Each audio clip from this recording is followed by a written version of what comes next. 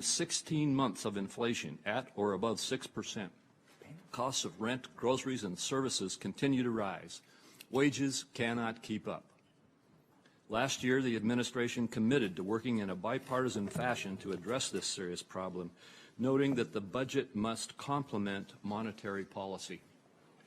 Instead, what we've seen is a reckless tax and spend agenda that was forced through Congress, rolling out trillions of dollars in debt finance spending and hundreds of billions of dollars in new tax increases on U.S. job creators. The Congressional Budget Office says the Inflation Reduction Act will not only increase inflation in the near term, but Treasury will collect less corporate tax revenue with the partisan IRA in effect, despite being sold as a bill to make corporations pay their fair share. The Federal Reserve is having to compensate for this by growing interest rate hikes. Rising interest rates are impacting household budgets, the federal government's coffers, and as we saw this week, our banking system. The President's budget demonstrates the administration has not learned from its mistakes. After 2 years of policies that contributed to record high inflation and excessive deficit spending, this administration is doubling down with this budget with more of the same. The spending binge must stop. We must address our growing deficits in order to put the United States finances on a sustainable path, and pro-growth tax policy should be a part of that solution. The Tax Cuts and Jobs Act led to one of the strongest economies in generations.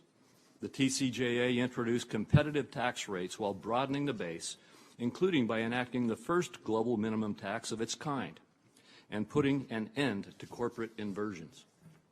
It also contributed to record high corporate tax receipts, both nominally and as a share of gross domestic product.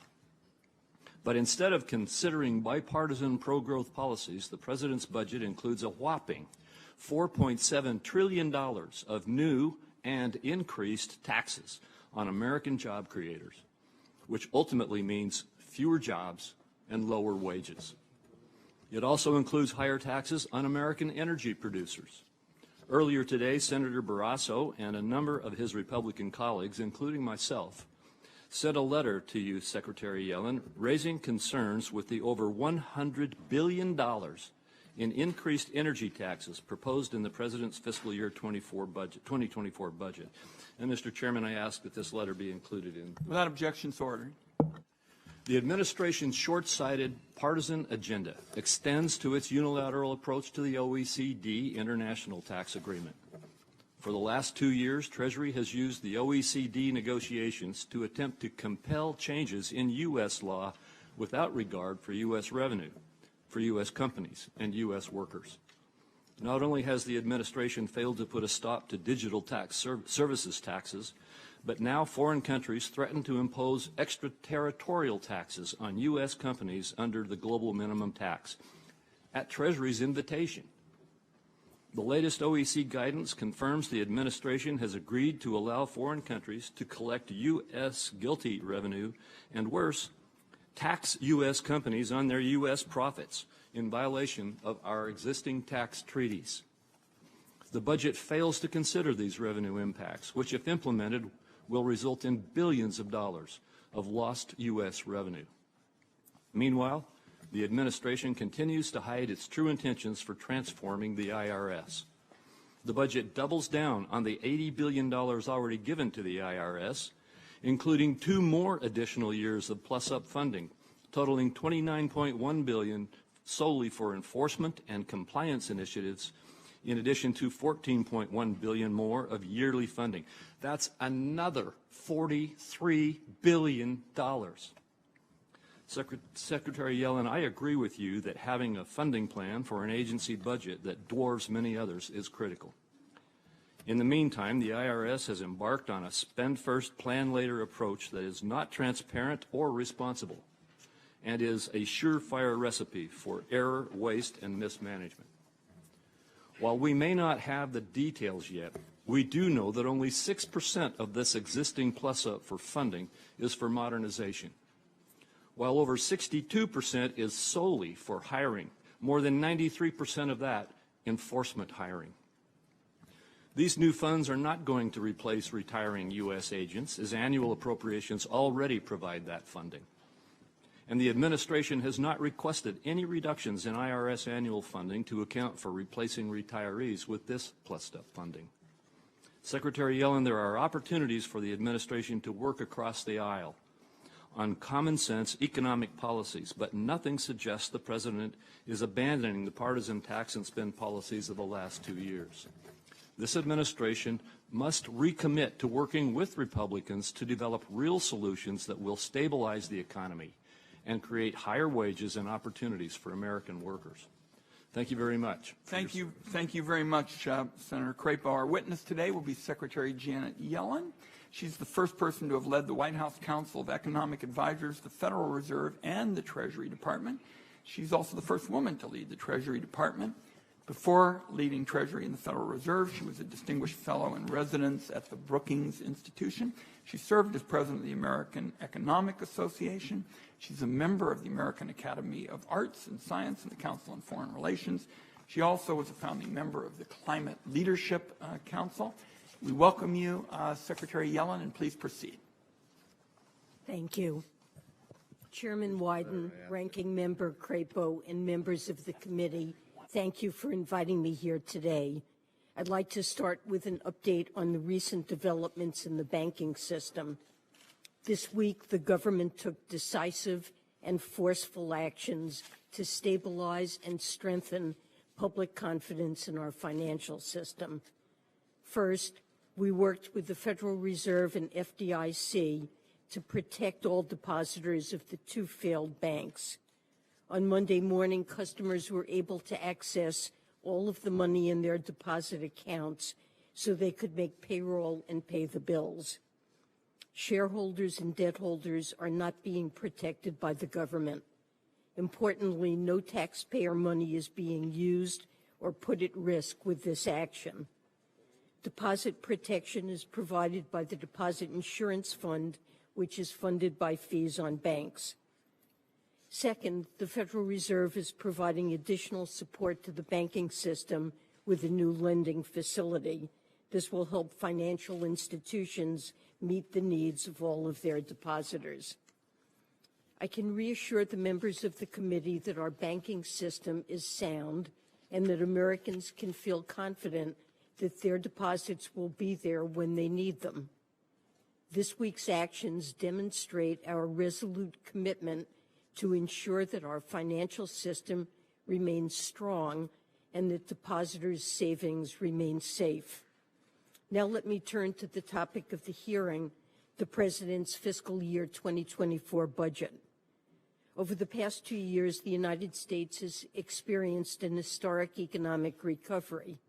In January 2021, our country was in the middle of an economic calamity triggered by the coronavirus pandemic. But Congress and the President took decisive action through the American Rescue Plan and our vaccination campaign. And today, our unemployment rate is near historic lows, and we've seen the strongest 2 years of business creation in history. Now our task is to navigate our economy's transition from rapid recovery to sustainable growth. This includes bringing down inflation. We have seen some moderation in headline inflation, but more work needs to be done. Our administration will continue to build on the actions we have taken to expand supply and provide cost relief in areas like energy and health care. With your partnership, we've also laid a foundation for long-term economic growth. In just the past 2 years alone, Congress passed 3 transformational laws, a generational investment in infrastructure, an historic expansion of American semiconductor manufacturing, and the largest investment in clean energy in our nation's history. A strategic priority for our administration this year is to work with you to effectively implement these laws. We're seeing the early results. In just 7 months, there's been a wave of investments in clean energy manufacturing across the country. and our new resources for the IRS are already paying off. Taxpayers are getting drastically improved customer service this year. For example, we've answered hundreds of thousands more phone calls during this filing season than at this time last year. Our proposed budget builds on our economic progress by making smart, fiscally responsible investments. These investments would be more than fully paid for by requiring corporations and the wealthiest to pay their fair share. Fiscal discipline remains a central priority in our budget.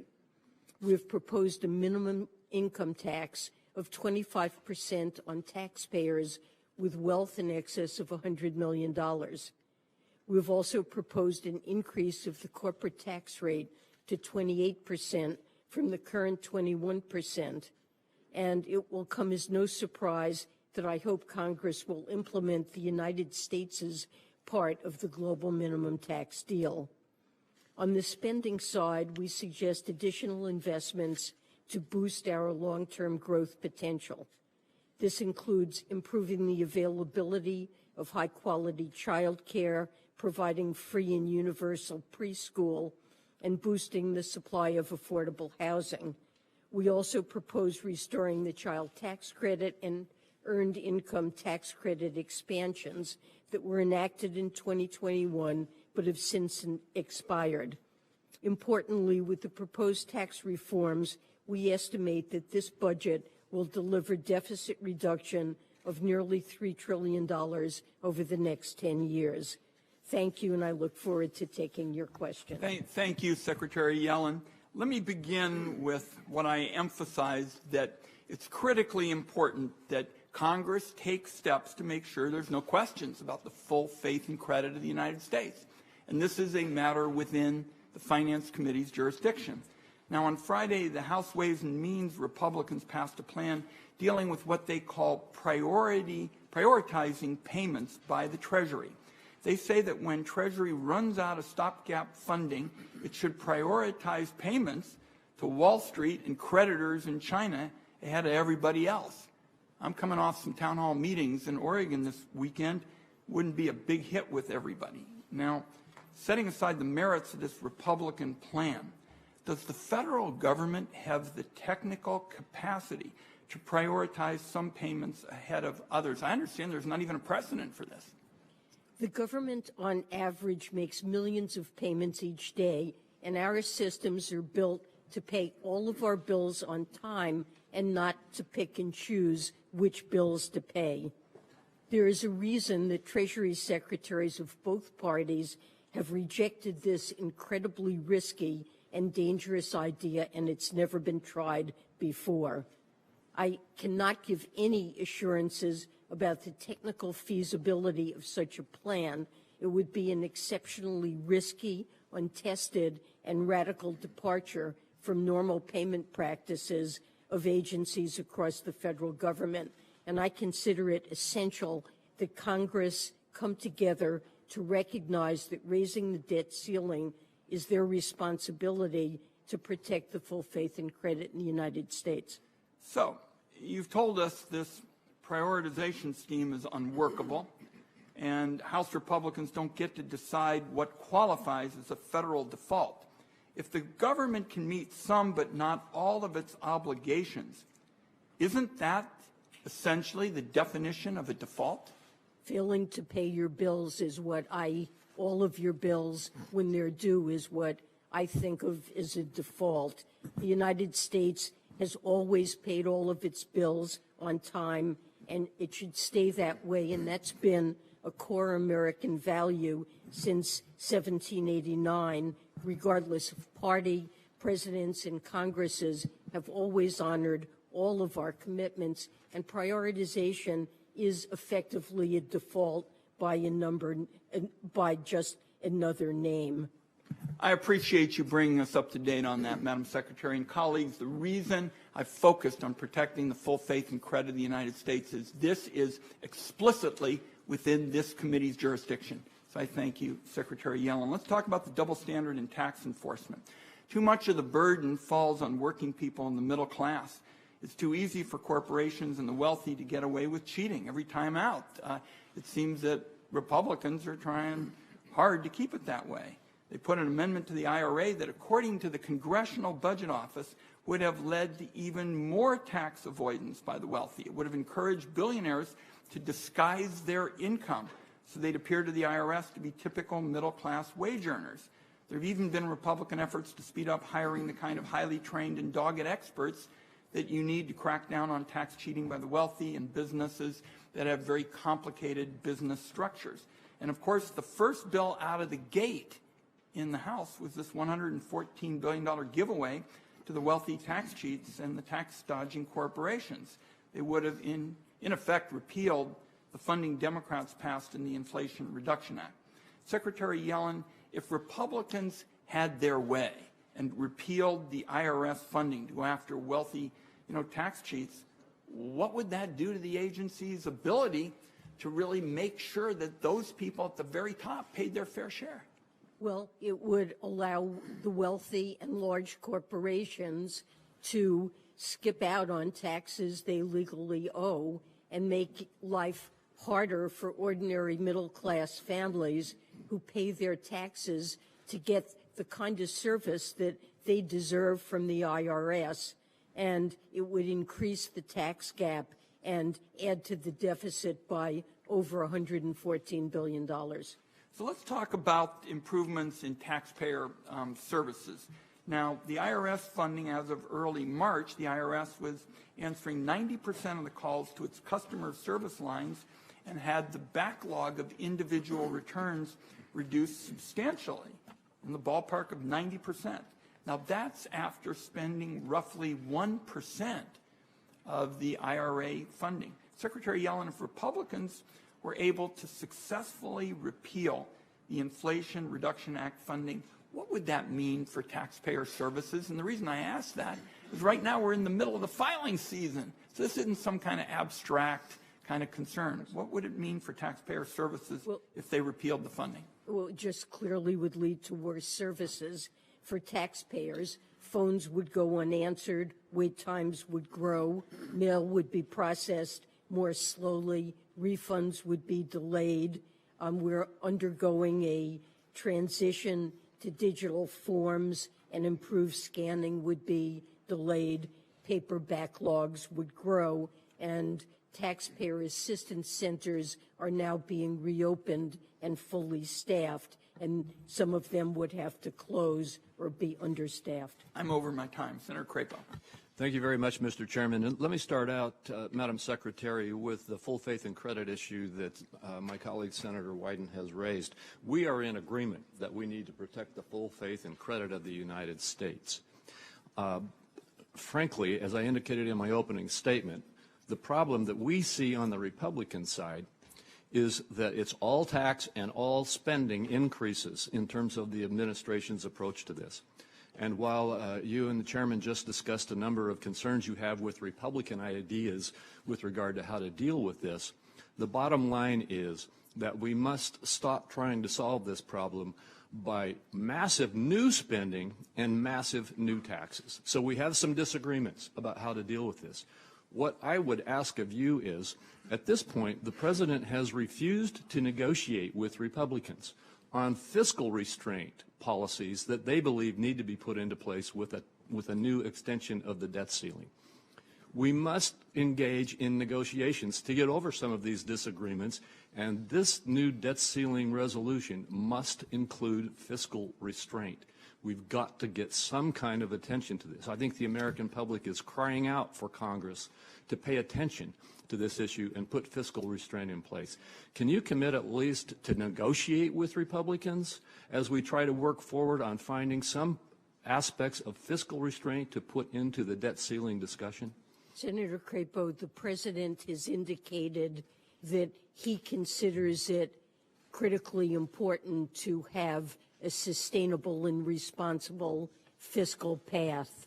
And he's put on the table in the budget a number of ideas, many ideas about how to grow the economy while also cutting deficits. And this is a matter that he is very prepared to discuss and negotiate with Republicans, but it can't be a condition for raising the debt ceiling. The debt ceiling simply must be raised, and to put at risk the full faith and credit of the United States and to threaten to cause an economic and financial catastrophe isn't an acceptable Madam Secretary, requirement.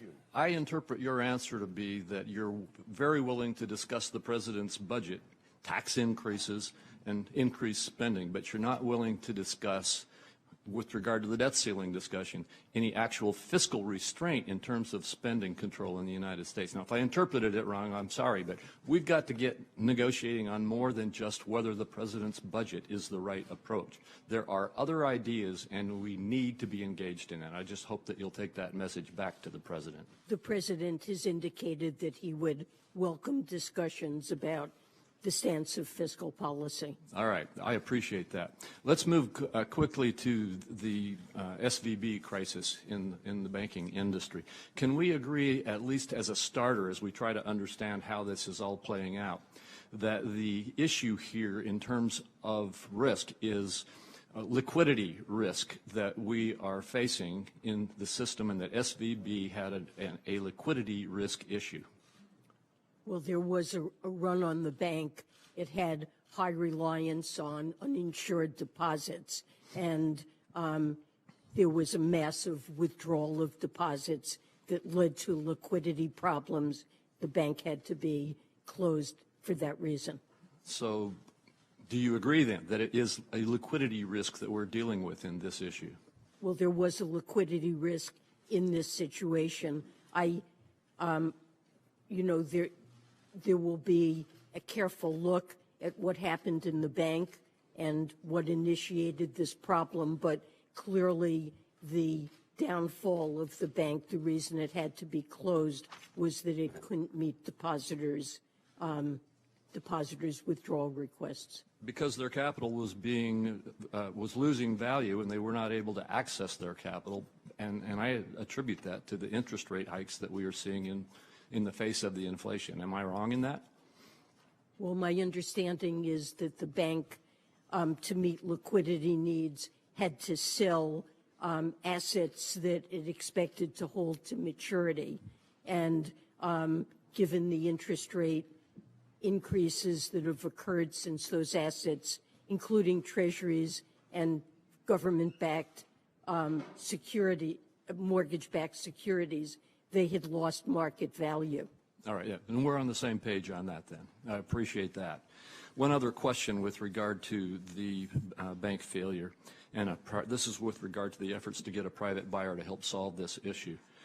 Regarding these issues, the solution would have been to get a private sector solution that protected taxpayers, calmed the markets, and prevented the potential assessments from being inappropriately levied against community banks. Press reports have indicated that some of the FDIC board members may have slow-walked the negotiations with regard to potential political backlash surrounding mergers and acquisitions. And it was because of that we were not able to move forward promptly with obtaining a buyer. Are those reports accurate? Well, this is something that is a question for the FDIC, really, rather than me, but I know that the FDIC looked for buyers, and a merger or acquisition is certainly something that they were open to as a way to resolve the institution. All right, thank you. Very quickly, on the OECD agreement, I'm very much opposed to it, and yet it seems to me that Treasury is pushing for Congress to approve its approach to the OECD negotiations, and is already giving support to nations around the world in the OECD to tax U.S. profits that would be directly in contrast or in conflict with U.S. tax treaties. Am I correct in that? 137 countries signed this agreement and see it as a way to put a floor on taxation of corporations and multinational corporations and stop a race to the bottom and the European Union has adopted Pillar 2, the global minimum tax, and other jurisdictions are moving forward. My and question, we my feel answer- it's in the U.S. interest to adopt this. We have proposed. I understand, Madam Secretary. My time has expired, and the chairman's trying to get me to wrap up. I do want to make one more quick statement. I would like to express my concern about numerous proposals in the Green Book in the budget that we won't have time to get into here today. Last year, Treasury did not provide answers to these questions for the record responses for 6 months. And I just would like to ask you to pay attention to this year and have your team respond to us promptly as we get questions for the record on this year's budget. Senator Grassley. Yeah. You didn't answer his last question about OECD and tax treaties. Is what you're proposing in any way a violation of the tax treaties that we've had with other countries? No, there's no violation in anything we've proposed with tax treaties that we've engaged in. This is something that the OECD considered very carefully, and there's no violation of our tax treaty. Well, we surely don't agree with your analysis of that. Only Congress has the power to approve tax treaties. I want to go to your position as a member of the Social Security Board of Trustees. You and other people put out an annual report, quote, lawmakers should address the projected trust fund shortfalls in a timely way in order to phase in necessary changes gradually and give workers and beneficiaries time to adjust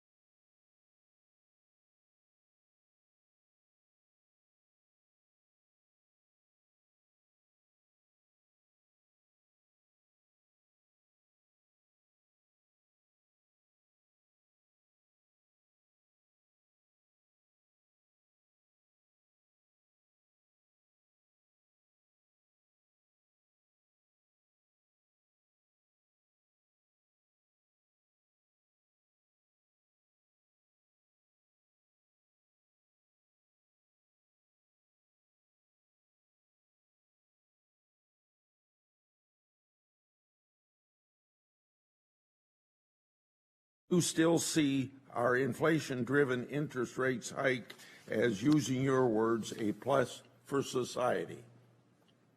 I consider high inflation the number one economic problem that all of us need to face and address. It's the president's top priority. I was very supportive of the American Rescue Plan. I think there are many factors that have contributed to high inflation. It's critical for the Fed to address it, and the president is doing all that he can, both through the Inflation Reduction Act, lowering costs of prescription drugs, lowering the cost of health care, using the Strategic Petroleum Reserve to try to lower and address higher gas and energy costs for Americans. It's critical for us to do what we can to bring inflation part as well. The Inflation Reduction Act was enacted at a time when I believe the greatest threat to our economy was that unemployment would remain shockingly high and that American families would be scarred by long-term job loss and losing the roofs over their heads. And I believe it was appropriate to take those actions. My time has run out. Just let me finally say this, that what you say about the Inflation Reduction Act, reducing inflation within the last 3 weeks, the CBO says that increased inflation. Thank you, Senator Grassley. Senator Cardin. Thank you, Mr. Chairman, and Secretary Yellen, welcome. Thank you very much for your service.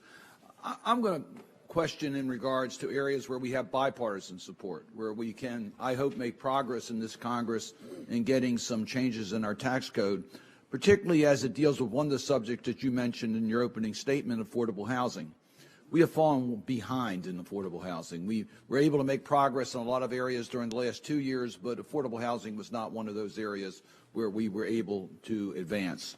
So your budget includes 3 initiatives in which there is bipartisan support. One is to make permanent the new market tax credits. I'm working with Senator Daines on that proposal to give predictability to new market tax credits, which would be great for, I think, private sector investment. The other is the low-income housing tax credit, where your budget provides for the expansion and reform of that credit.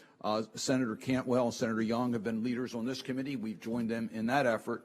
And then lastly, on the neighborhood homes credit, which I have been the sponsor and Senator Young is my co-sponsor. So these are all bipartisan bills that we have a chance of moving forward. My suggestion is to try to see whether we can't move a housing tax credit program separate from the other areas where we might have more controversy. This is an area we could perhaps earlier. So could we have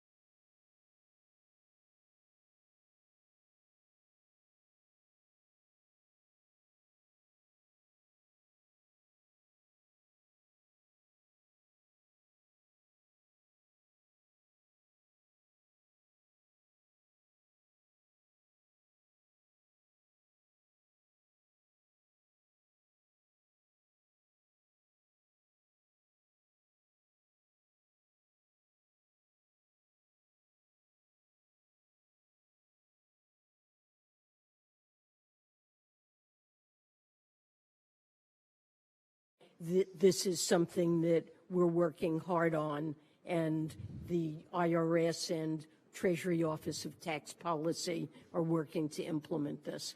And another area where I think there's bipartisan support is improving the service at the IRS and the modernization of its capacities. The chairman already mentioned the fact that you've made some progress. Actually, the successful answering of calls has dramatically been increased. Do you see continued progress being made in regards to the service levels being provided by the IRS as a result of funds made available through the Inflation Reduction Act? Absolutely. This will be a very critical part of the IRS strategic operating plan that should be completed in the coming weeks. It has been a priority since day one. I promised during the tax season that there would be 85% customer service performance, and so far we have been in that range, and modernizing the way in which IRS interacts with taxpayers, with small businesses. There have already been other improvements put into effect that, for example, makes it easier for small businesses to file 1099 forms online, and this will be an important priority. I want to ask two questions for the record. If I just mention them, one will deal with the Section 179D allocations. I've worked with Senator Crapo on this. The guidance from the IRS is absolutely critical in regards to the allocation issue. I'll be asking a question for the record on that. And also, you mentioned small businesses. The R&D changes in the 2017 tax bill have been very much impacting the ability of companies to do research.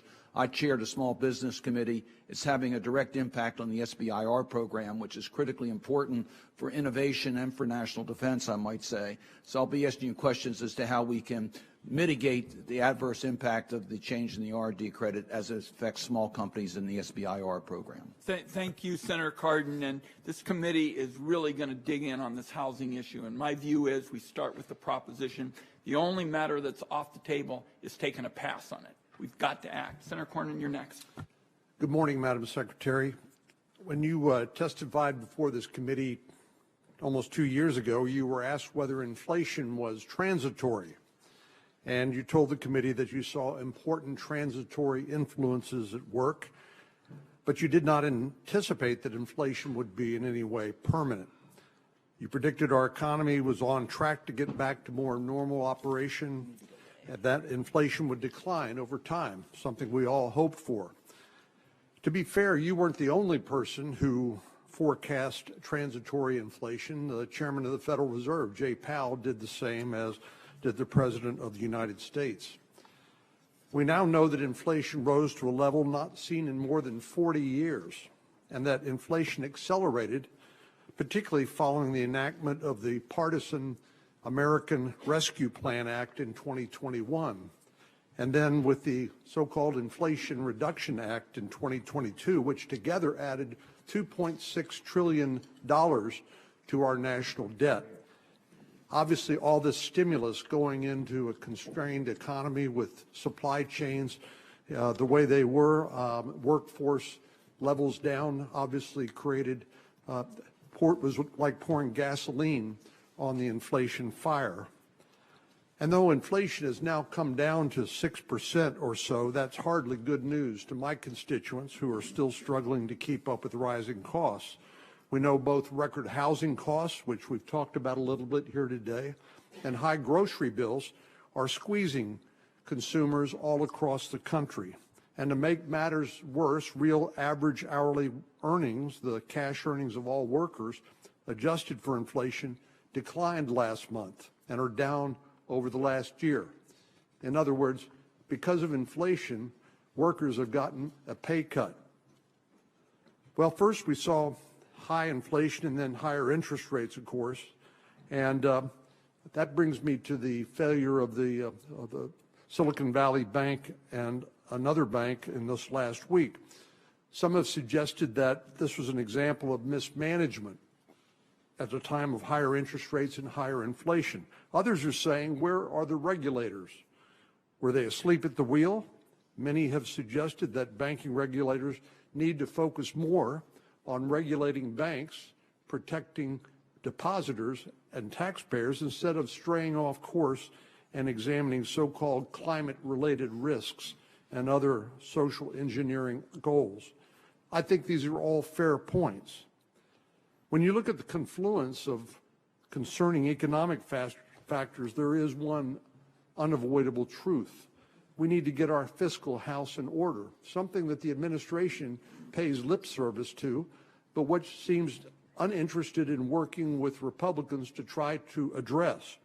And the president's budget proposal, of course, just makes that clear because it offers more taxes, more spending, and more debt.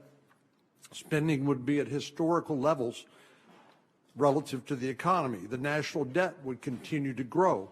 Social Security and Medicare, which are on a path to insolvency. There is no proposal from the president to deal with these impending disasters.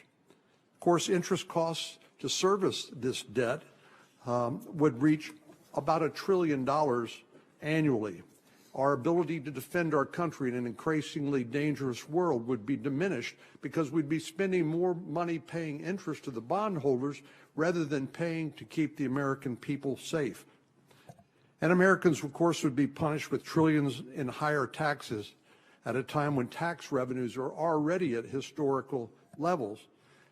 It's not that the American people are taxed too little, it's that the federal government continues to spend too much and incur too much debt, which in turn creates this unvirtuous cycle. One final point, last year the administration pushed through an $80 billion blank check for the IRS without a spending plan. Only in Washington, D.C. would Congress pass an $80 billion spending appropriation without any plan as to how it's going to be implemented. And we were told, well, it will be forthcoming. That's great, but that's the opposite of what you would do it in the real world. First, you would not want to know what is the plan, and then you would ask, how much does it take to finance or pay for that plan? Well, now the administration wants another $29 billion, which would bring the total up to $110 billion. This, of course, is going to mean more audits, more red tape, and violate the president's promise that no one paying less than $400,000 in taxes would pay any more.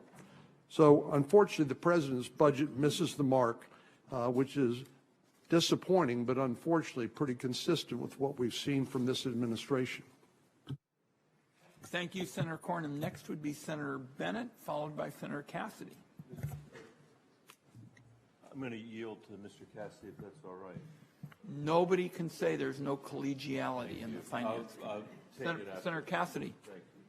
Madam Secretary, the President keeps saying he does not wish to have cuts in social. Is he aware that under current law, when the program goes broke in 9 years, that there will be a 24% benefit cut for those who are current recipients? Is he aware of that? Well, it's clear that Social Security. But is he, I apologize for interruption, but I have limited time.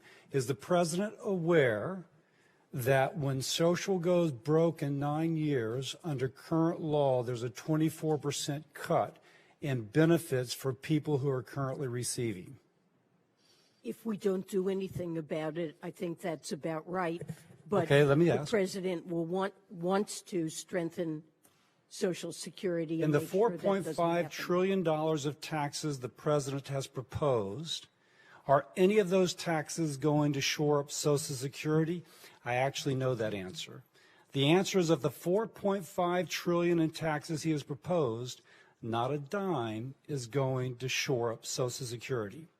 Does the President know personally anybody who is dependent upon Social Security, and if their benefits are cut by 24%, they will slide into poverty? It's hard for you to know, so I'll give you a pass on that. The President knows many people on Social Security. Then why doesn't the President care? He cares very deeply. Then where is his plan? He stands ready to work with That's a Congress to lie, address. because when a bipartisan group of senators has repeatedly requested to meet with him about social, so that somebody who is a current beneficiary will not see her benefits cut by 24%, we have not heard anything on our request.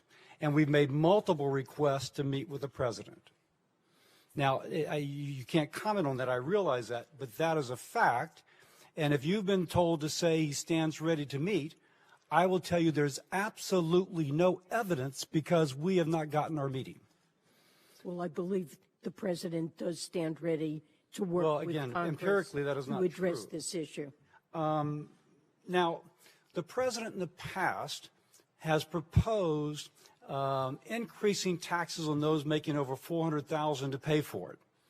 Although he's not made that formally, he has said that in the past. Now, he's also proposed to tax them more to pay for Medicare, and also to close the debt and deficit.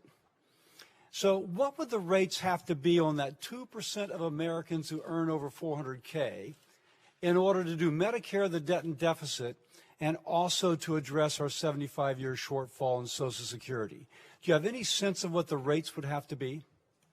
Well, he has proposed explicit increases in tax rates on very high income. But do you think it's realistic that he can pay for Medicare, debt and deficit, and also address a 75% shortfall in social, a 75-year shortfall in social, by only taxing, the only thing he's going to do is to lay higher taxes on those who make more than 2%. I'm sure there's a projection of how much those rates would have to be. Can you tell us what those rates would have to be to do everything he is saying? I can't tell you that, but I do know that he's put on the table many proposals that would raise very substantial revenues. But of that $4.5 trillion, not a dime is going to social. And if you cannot tell me, I presume that they've not actually modeled what those rates would have to be, which tells me that he's actually not been developing his plan. Now, this is incredibly worrisome from a president who should be sympathetic with someone who, under current law, is going to get a 24% cut in her benefits. The president is completely committed to protecting seniors who rely on Social Security. Now, if we doubled our debt to GDP ratio, just theoretically, if you will, and aside from our conversation, if we double that GDP to debt ratio, what effect would that have on the economy? So right now, and in the president's budget proposal, I want to ask you just the theoretical, independently of the budget proposal. If we were to double the debt to GDP ratio, Yes. I don't see why we would need. But to if we double. did, just you're an economist, if we did, what would be the effect upon the economy? Well, it would tend to raise net interest costs. Would it be a negative effect on the economy? Of course it would be. Of course, yes. Yeah, of course it would be. We've actually modeled this. For the president to do nothing, let's assume that we cast aside current law and we just double the national debt, and that's what it would do.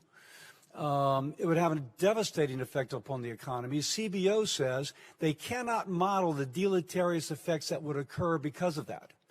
So we have a situation where the president has not proposed a single plan.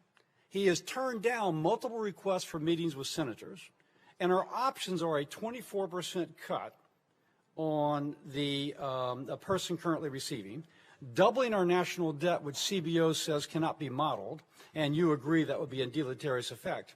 And he's not modeled the tax rates that would be required if he just wants to raise taxes. Look, what I know is that the president is committed to Social Security.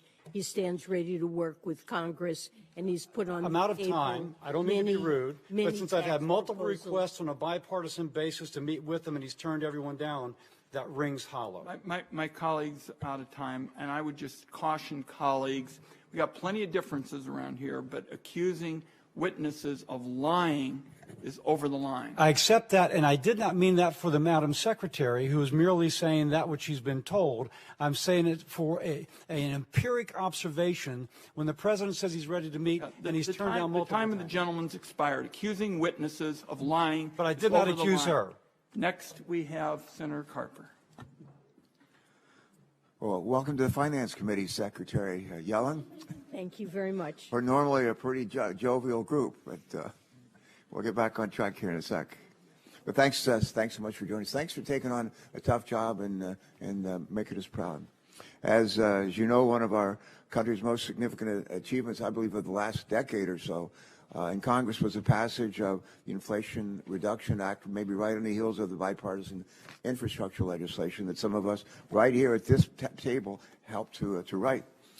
In particular, the clean energy tax incentives included in the Inflation Reduction Act, which were authorized and passed by this committee, and a bunch of us had a chance to work on them, will help us to achieve our climate goals and hopefully save our planet, all while creating good-paying jobs here in the United States. That's what we call in Delaware a win-win situation. However, in order to realize the full potential of the law, it's critical that the American people are not only made aware of these credits, but they have a clear guidance on their eligibility to benefit from these credits. This is especially true for some of the provisions in the law that are targeted to lower income and rural community. In that spirit, how is the Treasury Department working to increase awareness of these new clean energy incentives and make it as easy as possible for taxpayers to understand their eligibility for these credits? That's an important question, and let me just say that this is a very top priority for Treasury and our Office of Tax Policy. There are enormous benefits here for households and for clean energy. We need to write numerous regulations to implement the IRA programs, from prevailing wage and apprenticeships to electric vehicles and advanced electric energy projects.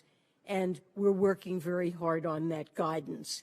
And when we've devised those regulations, I think they will help to provide clarity that taxpayers need, make sure that the goals of the IRA are met, and we'll need to find ways of publicizing those programs so that taxpayers know what they're eligible for. There are benefits for investing, for example, in electric heat pumps or energy-efficient appliances, and we'll need to work to make sure that this information is available to households so they can take advantage of these credits. Thanks for that response. My second question, also relating to the IRS, but IRS funding implementation. Another significant accomplishment included in the Inflation Reduction Act was the badly needed investment to revitalize the IRS, in part to help them provide better service to the people that are going to be calling them, especially as they prepare their tax returns. But as the chairman mentioned earlier, taxpayers are already reaping the rewards of this funding. And since the passage of the law, the IRS has used, I'm told, nearly $1 billion to boost taxpayer services, including hiring thousands of workers to help answer phone calls and support walk-in tax clinics. And because of these investments, the IRS, listen to this is worth listening to. The IRS is, I'm told, answering 90% of the phone calls from taxpayers seeking help during this filing season. I have a friend, you ask him how he's doing, he says compared to what? Well, compared to about a year ago, that number was not 90%, it was 13%. That's not perfect, but it's one heck of a lot better than it was. Sure. And we're just getting started, and with the IRS Commissioner, Danny Werfel, at the helm, my thanks to everybody in this committee who supported his confirmation. These investments will ensure that the IRS can modernize their technology and their workforce to meet the needs of everyday taxpayers while improving the fairness of our tax system. Question, as the IRS puts this funding to work, how should policymakers like us evaluate the success of these critical investments, and what outcomes can the American people expect in the years to come, please? So a simple metric is customer service, what fraction of phone calls are answered, and you mentioned 13%. I promised that this tax filing season, with the money from the IRA, that would rise to 85%. We've been measuring it, and it varies from week to week, but it's been consistently between 80 and 90%.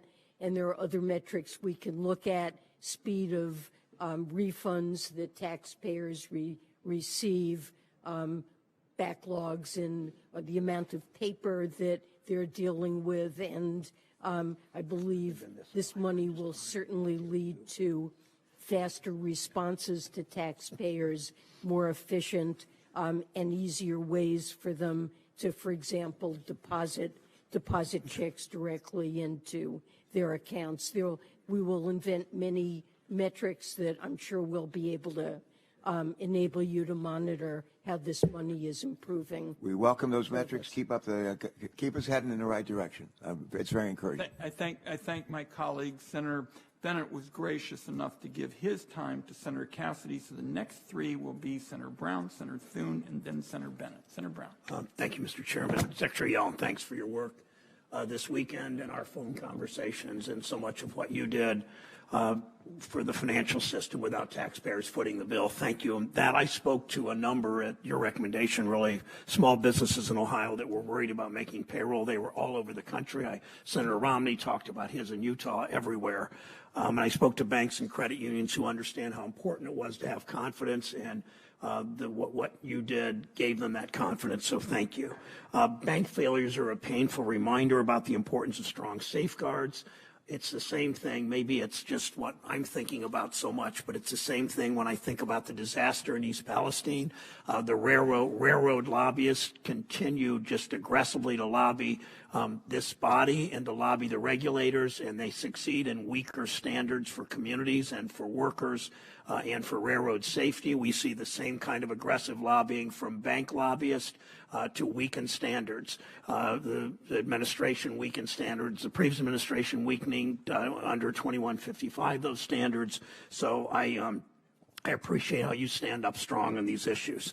Earlier, you haven't seen it yet, I sent you and other regulators a letter urging you to do a full review of bank failures and strengthen guardrails so this doesn't happen again. So thank you what you have done and will continue to do there. Three pretty quick questions, I hope. The Inflation Reduction Act created new tax credits to support the domestic solar industry. As Treasury finalizes rules, will you ensure that China's solar industry can't profit from these credits without developing a genuine domestic supply chain? Yes. One purpose of IRA is to make sure that we reduce our dependence on China and have a strong domestic capacity, and the features of the law guarantee that, and we're working on guidance to implement the law that will lead to that result. Thank you. Ohio has about to have the biggest solar manufacturer in North America. We will continue working on that. And Mr. Chairman, I can't come to this committee when Secretary Yellen is testifying and not bring up the child tax credit. I want to thank you again for helping us. I mean, it was not unprecedented, but remarkable, perhaps. We passed that bill in March. President Biden signed it 2 years ago, signed it quickly. You got up and running the child tax credit by July. 60 million children and their families benefited from that. It was so important. We've heard some on the other side that find all kinds of made up or partially made up reasons to oppose the child tax credit. They want to cut taxes, but not for middle income and low income families. President Trump's IRS commissioner asked Congress to give IRS the authority necessary to establish minimum competency standards for paid tax preparers. These issues about CTC and EITC error rates are always exaggerated by the other side. And my question is this: if paid tax preparers had to demonstrate a bare minimum expertise, do you think we'd see fewer errors with both the ITC and CTC? Do you think Congress should give IRS this authority? Yes, I believe that Congress should. I support that proposal.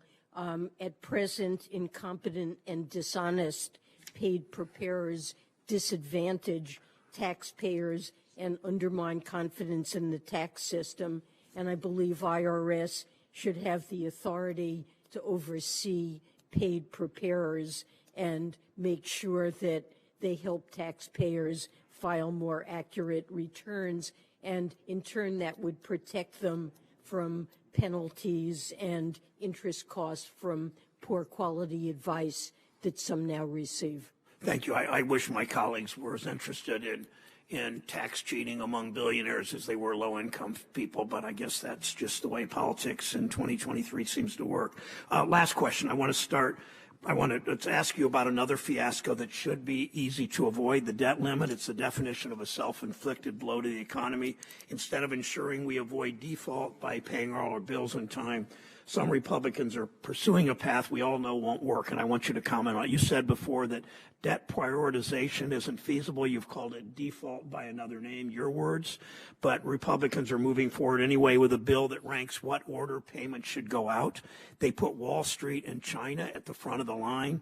If Treasury followed this Republican plan, bearing in mind that China holds about $1 trillion in U.S. debt, who would get paid first, China or seniors receiving Social Security and vets receiving VA benefits? Well, if that were prioritized, China would get paid ahead of them. I believe that prioritization of payments, as you said, is default by another name. We need to pay our bills. We need to pay all of our bills.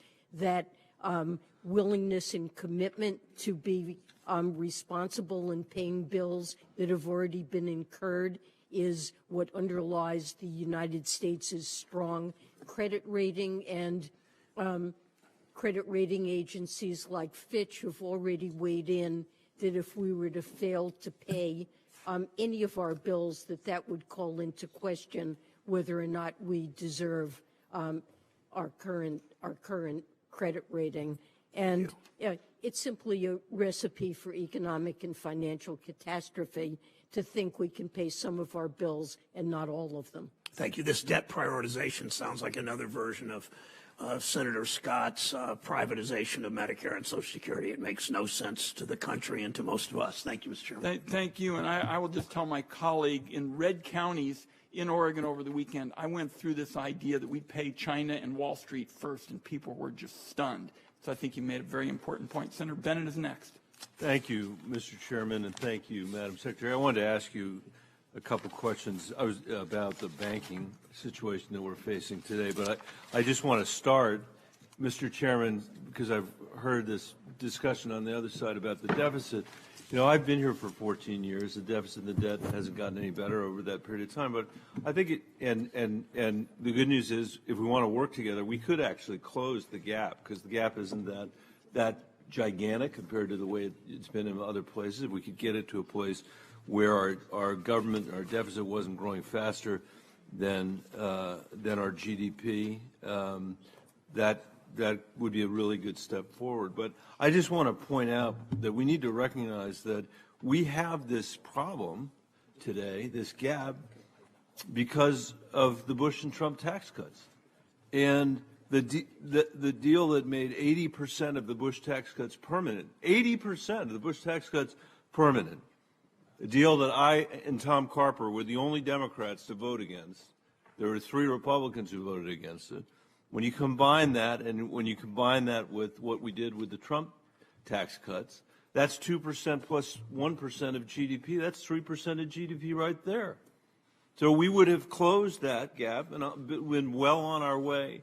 So I'm not, you know, I know that it's going to be a mix of spending cuts and it's going to be a mix of revenue, and that's how we get back to a place where, you know, you get a 19% of GDP of taxes and a 19% of GDP of spending. That's a felicitous place for us to be, because, you know, maybe before we're dead, we actually will move beyond the political talking points and do something useful for our kids and our grandkids. But I just want the math to reflect that. And that's why I voted against that bill. That's why I think Tom Carper voted against that bill. And I said, you know, in my completely unnoticed campaign for president, on a debate stage with the thank you. You're nice to say so.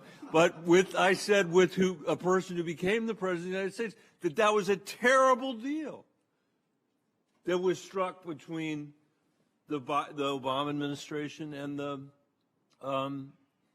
Mitch McConnell, frankly, to extend those tax cuts permanently. So until we get to a place where we're willing to actually have a rational conversation about what it looks like, what every single state in the union I'm aware of, the conversation they have to have, because they have, you know, a duty and a responsibility to actually balance their budget. And I'm not even saying we have to balance it. Let's just get to a place where our debt is less than 3% of our GDP. We could make some progress. And there isn't a committee in Congress is better situated than this committee to do it. That's not even what I wanted to talk to you about. I wanted to talk to you about the child tax credit, Madam Secretary, and all the evidence that we have that it worked, it did what it was supposed to do, and that you guys did an amazing job of implementing it. And so I'm going to leave that question for the record as well. I just want to go to the banking issue that we have in front of us right now, Madam Secretary. It's obvious to you and to me that marijuana, I'm going to get to the banking, but marijuana has been legal in Colorado for 9 years. But legal cannabis businesses are frozen out of the financial system, the finance system. Banks refuse to provide them financial services because of strict federal laws and regulations that prohibit them from offering services to cannabis businesses. Banking regulators can permanently ban someone from working at a bank or revoke an institution's FDIC coverage for working with cannabis businesses. This endangers the lives and livelihoods of Colorado business owners who have to operate in this kind of situation. They have nowhere to put their cash. Last weekend, Signature Bank failed. The other bank that failed, Silicon Valley Bank, you know, here's what they had to do to fail.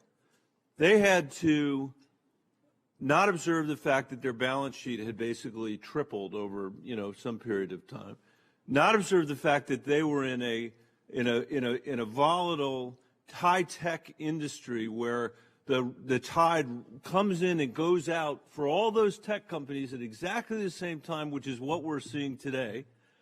They had to make a decision to lay on 10-year paper with ridiculously high interest rates, and they weren't even that high, but compared to, low interest rates compared to the interest rates that we were about to be challenged by the Fed. And I can tell you, unless somebody around here knows something, I don't know, Jay Powell wasn't exactly secretive about what he was doing with that.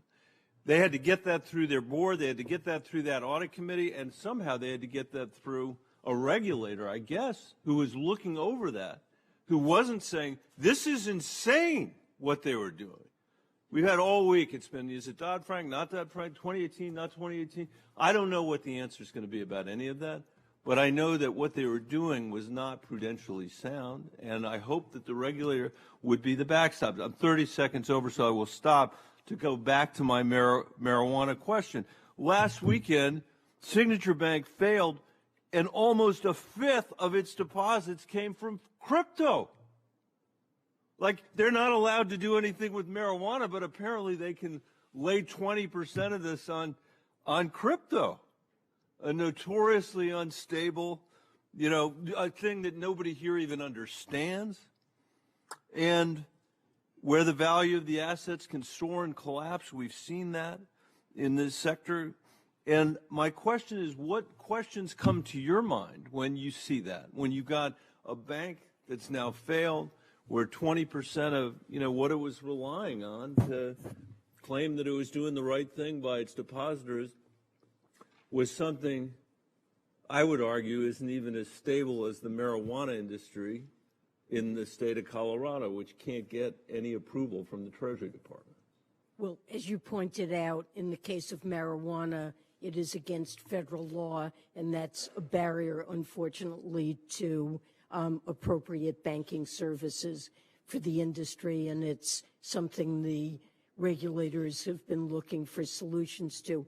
I think we need to look into the regulators do exactly what happened to create the problems that these two banks that failed faced, and make sure that our regulatory system and supervision is appropriately geared so that banks manage their risks to avoid problems of the type that these banks have suffered from. Senator Bennett, thank you, and thank you for always being there to point out when numbers don't add up, because that's exactly what the budget chairman, who's a member of this committee, Senator Whitehouse, just found a couple of days ago with respect to the House Republicans. Senator Warner's next. Thank you, Mr. Chairman, and Madam Secretary, it's great to see you, and let me commend my dear friend from Colorado. I've always noticed, Senator Bennett, what you do, and I think you raised great issues, and I think about one of the first gangs that you and Senator Crapo and I and others on Simpson Bowles wasn't perfect, but man, we'd be a heck of a lot further down the path if we had taken that. Let me also mention, I want to talk something I think that's not been raised on the banking issue, and I want to join a lot of my colleagues. I think you, the Fed, the FDIC moved very aggressively. I think the potential downside risk for businesses across the country, for other medium-sized banks across the industry, could have been a disaster. And I think the actions you took were bold and stepped up and shored up the system. And I'm of the belief that, echoing what Senator Bennett said, that traditional prudential regulation should have caught this. Where was the bank management? Where were the regulators, both state and federal in the case of SVB? They didn't get this interest rate mismatch caught much, much earlier. But the one thing, though, that I worry about, whatever regulatory system we had in place, the other half of what happened, that happened sometime between Tuesday and Thursday afternoon, where we've seen now the very first social media, internet-based bank run. To put this in any kind of comparison, when WAMU failed, the largest bank failure in our country's history, $16 billion coming out over a 10-day period. I'm not sure what regulatory system anywhere, no matter how much capital, no matter how many stress tests, that would have protected any institution from a $42 billion bank run in a single day. That literally at that point was 25 cents on the dollar of every dollar that was deposited. I think most of us have all seen It's a Wonderful Life. We realized that money was off in small businesses and startup businesses around the country. Question I have is, who was playing the role of Mr. Potter? I think there were some, and I've been supportive of the venture capital community. I was a venture capitalist before, but I think there were some bad actors in the VC community who literally started to spur this run by virtually crying fire in a crowded theater in terms of rushing all of these deposits out. And I'm not sure that we have anything in our existing regulatory structure, and it's early on, and we need to figure out what happened and who missed this, but this notion that 25 cents on every dollar can rush out in a single day, and people who spur this online Tuesday and Wednesday night bear no responsibility, and the hypocrisy of some who are libertarian until the stuff hits the fan and then want relief is frankly more than a little repugnant. So early on, this is not normally within the traditional banking regulatory, but I think this will go down as the history's first internet-driven run. You have any initial thoughts on this? Well, no matter how strong capital and liquidity supervision are, if a bank has an overwhelming run that's spurred by social media or whatever so that it's seeing deposits flee at that pace, a bank can be put at danger of failing. Of course, there's backup liquidity, there's the Fed's discount window, but this is really can be a threat to banks. And one of the reasons we intervened and declared a systemic risk exception is because of the recognition there can be contagion in situations like this, and other banks can then fall prey to the same kinds of runs, which we certainly want to avoid. But this was a bank that had a very high ratio of uninsured depositors. Insured depositors and retail customers are usually do not run. We tend not to see runs among insured depositors, but the liquidity requirements and needs of a bank with such heavy reliance on uninsured deposits that are runnable, I think we need to think about that. And I agree, and you know, in a complete concentration in an industry sector, but the notion, and again, I don't have a solution in mind yet, but the idea that there is no responsibility for the equivalent of shouting fire in a crowded theater and forcing that run using technology as a mechanism to accelerate that, you know, presents a problem that I hope we could all kind of put our heads jointly together on. Thank you, Mr. Chairman. Thank my colleague. Our next three would be Senator Thune, Senator Langford, and Senator Cortez Masto. Senator Thune. Thank you, Mr. Chairman. Madam Secretary, thank you for being here. Madam Chairman, would you characterize the pandemic as being over? Well, I think we're still living with COVID. Its impact on America has diminished, but it still certainly exists and is affecting the economy. I think for all practical purposes, you know, most people acknowledge, yes, there's some overhang, but that it is over. And so just out of curiosity, how much of your workforce is back in the office? We're basically back to business as usual, although we have policies that enable a certain amount of work from home, as most companies and offices do. It's a practical and efficient way to conduct business these days. There are some things that may be true, and this isn't directly your purview. Maybe it's a better question for the banking regulators. But I would be curious to know how much of their workforce is actually back in the office and functioning, because it seems to me that from a supervisory standpoint, if your job is to examine banks, that's something that you kind of have to be there to do. And it seems to me, at least, in your agency, as recently as when we were talking about the Inflation Reduction Act back in August, my understanding at that time was less than half back in the office. If that's up, I'd like to know what the updated number is on that.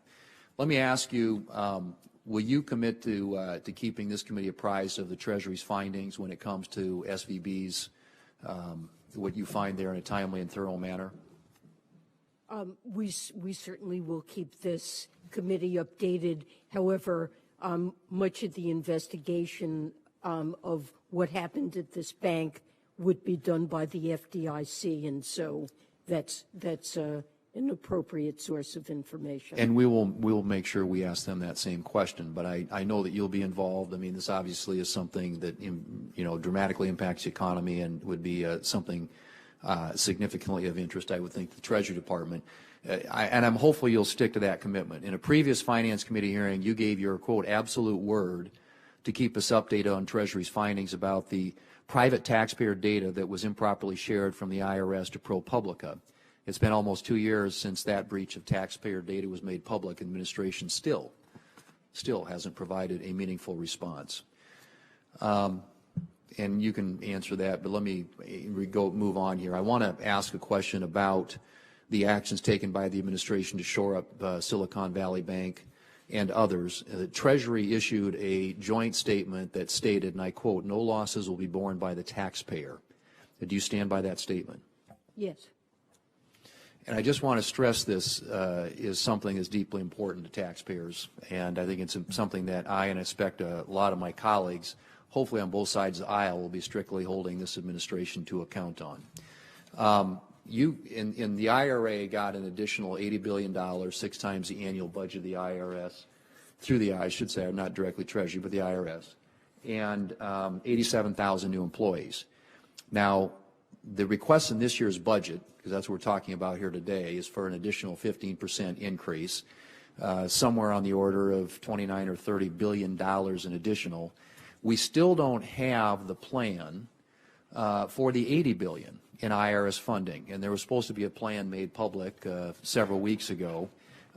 So could you speak to when we might see a plan, since there's a request now for additional funding above and beyond what was a massive, historic amount of funding in the IRA? So the plan is almost complete, and you should have it in the near future. And what does that mean, near future? In a matter of weeks. Okay. All right. I hope that you can follow through on that. And let me just ask, with respect to the use of that $80 billion, some of it I know was supposed to be funded toward taxpayer services, which I hope is the case, because the IRS has had a deplorable record on getting back to taxpayers, 13% phone call return rate. How much of that $80 billion is going to be directed to enforcement, and does the Treasury expect that any of that revenue is going to come from increased audits of middle-class taxpayers? The President and I have committed that there will be no increase in audit rates on individuals or small businesses under $400,000, and I stand by that pledge, and I've issued a directive to IRS to that effect. And most of the hiring, the large numbers that are seen, are replacement of people who are retiring. But there will be additional hiring, both of customer service representatives. 5,000 more were hired this season, and the response rate has gone from the 13% you mentioned to around 85% this tax season, and we want to keep it at that level and add other things that will make filing and interacting with the IRS more convenient for both individuals and for businesses. But an important goal is greater enforcement, hiring of skilled tax lawyers and auditors and accountants to deal with high income and high net worth individuals, complex partnerships, and corporations where we think most of the tax gap is centered. And so, although $80 billion over 10 years, it sounds like a huge investment. It's one with an enormous payoff, that it substantially lowers the budget deficit because we have a huge tax gap that needs to be addressed. The time, my friends, expired. We're going to push very hard to get every finance member a chance to ask their questions before we go. Next will be Senator Lankford, Senator Cortez Masto. We've got the Secretary till 1. Senator Lankford. Thank you. Madam Secretary, thanks for being here. There's a lot of things that I wanted to be able to talk about on this. We've got some tax proposals on the table. I have a bipartisan charitable act dealing with tax policy that we're not going to have time to be able to talk through. I'd like to be able to talk about full expensing. Senator Toomey used to be able to champion this, but it's a big issue for our manufacturers in my state and all around the country. Love to get a chance to talk about that. I'd love to talk about marriage penalties in the tax code because, quite frankly, they're still there. It's one of the things we've got to be able to work on, energy independence. I did notice a whole new set of new taxes on energy companies in the United States that I think would hurt our energy independence. And there's still no definition for the $600 if you do Venmo payments to somebody up to $600. Now the IRS is going to track you. I've noticed that you've delayed that, and the IRS has delayed that. But there's a lot of questions with that, and new creative definitions of what it means to be made in America. We now have new treaties that are popping up that are not really treaties, not really free trade agreements, but are being declared free trade agreements to allow from the Inflation Reduction Act actions from Japan and Germany to now be defined as made in America. I find that very creative. Love to talk about all that. Don't have time. I'd need to be able to drill in on a couple of things. Let me start with some of the banking issues we're dealing with on it. Will the deposits in every community bank in Oklahoma, regardless of their size, be fully insured now? Are they fully recovered? Every bank, every community bank in Oklahoma, regardless of the size of the deposit, will they get the same treatment that SVB just got or Signature Bank just got? A bank only gets that treatment if a majority of the FDIC board, a supermajority of the Fed board, and I, in consultation with the president, determine that the failure to protect uninsured depositors would create systemic risk and significant economic and financial consequences. So what is and your we plan? made that determination. Right. So what is your banks. plan to keep large depositors from moving their funds out of community banks into the big banks? We have seen the mergers of banks over the past decade. I'm concerned you're about to accelerate that by encouraging anyone who has a large deposit in a community bank to say, we're not going to make you whole, but if you go to one of our preferred banks, we will make you whole at that point. Look, I mean, that's certainly not something that we're encouraging. That is happening right now. That is happening because depositors are concerned about the bank failures that have happened and whether or not other banks could also No, fail. it's happening And because you're it's- fully insured no matter what the amount is. If you're in a big bank, you're not fully insured if you're in a community bank. Well, you're not fully insured. And You big- were at Signature, and the it just barely met that threshold. You were at Signature. Well, we felt that there was a serious risk of contagion that could have brought down and triggered runs on many banks. And that's something, given that our judgment is that the banking system overall is safe and sound, depositors should have confidence in the system, and we took these actions. So there's a to special discourage assessment that's been done contagion. on community banks in my state and all banks across the country. Was there any discussion that that special assessment would only apply to the larger banks, or was it always assumed the special assessment would cover every bank, including rural banks in my state? I think I'm not certain what the rules are around that. That's for the FDIC to determine. It has been reported publicly that SVB had a large number of Chinese investors that are there, including some that were companies directly connected to the Chinese Communist Party. Will those individuals, companies, entities, and investors that are Chinese investors be made whole based on assessments in my banks in Oklahoma? So what I'm asking is, will my banks in Oklahoma pay a special assessment to be able to make Chinese investors whole from Silicon Valley Bank?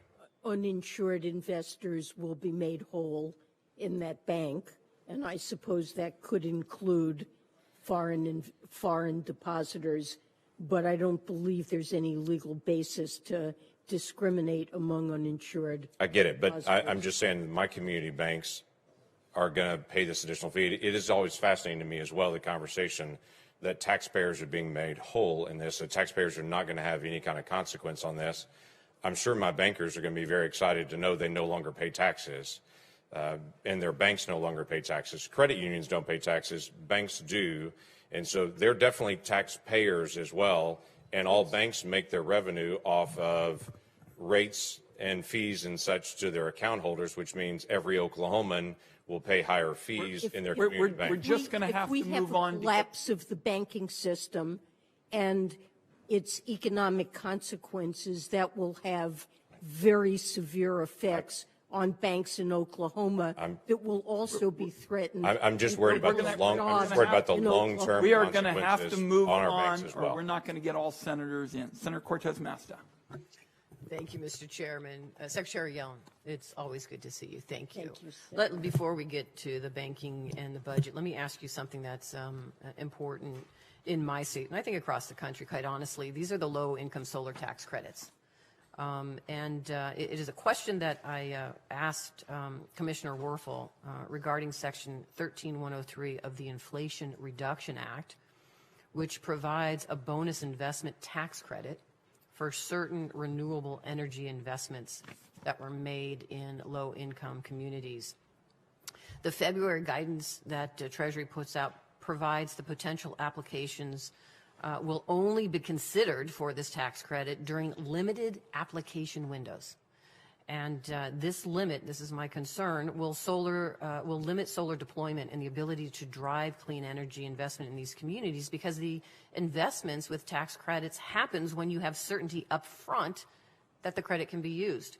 It's especially important because the law requires that the bonus credit that we put in the Inflation Reduction Act be tied directly towards reductions in energy bills for consumers. So in light of these challenges and the headwinds facing the solar industry, and I'm going to talk a little bit about that as well, can you share anything regarding the process for revising the guidance in this very near future to meet the intent of Congress, not only here with the solar tax credit, to ensure that people can access it in a timely way before it goes away, but the guidance in general that you've talked about, because everybody's waiting for guidance to be implementing the Inflation Reduction Act proposals we put in there, and concern about they're going to come too late before we can even utilize the opportunities. All I can say is that we are working 24/7 on the guidance and regulations that need to be written in order to implement the various tax credits that are in the IRA. We have no higher priority at Treasury, and we are really working tirelessly to get this done. My understanding is that we've committed to open the first phase of applications for this credit in the third quarter of this year, and we will provide detailed guidance ahead of accepting applications.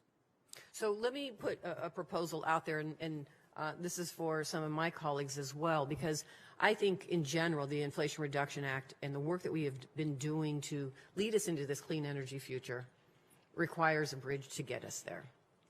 Requires a bridge to get us there. And let me just say this. I support the manufacturing here in this country, and we need to build it and grow it.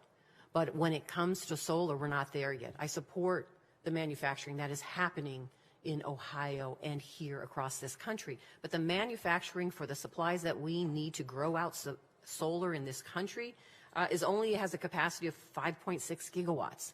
Now, let me just say in 2022, we were able to actually install, the demand was for 20.2 gigawatts. So we are at a deficit there.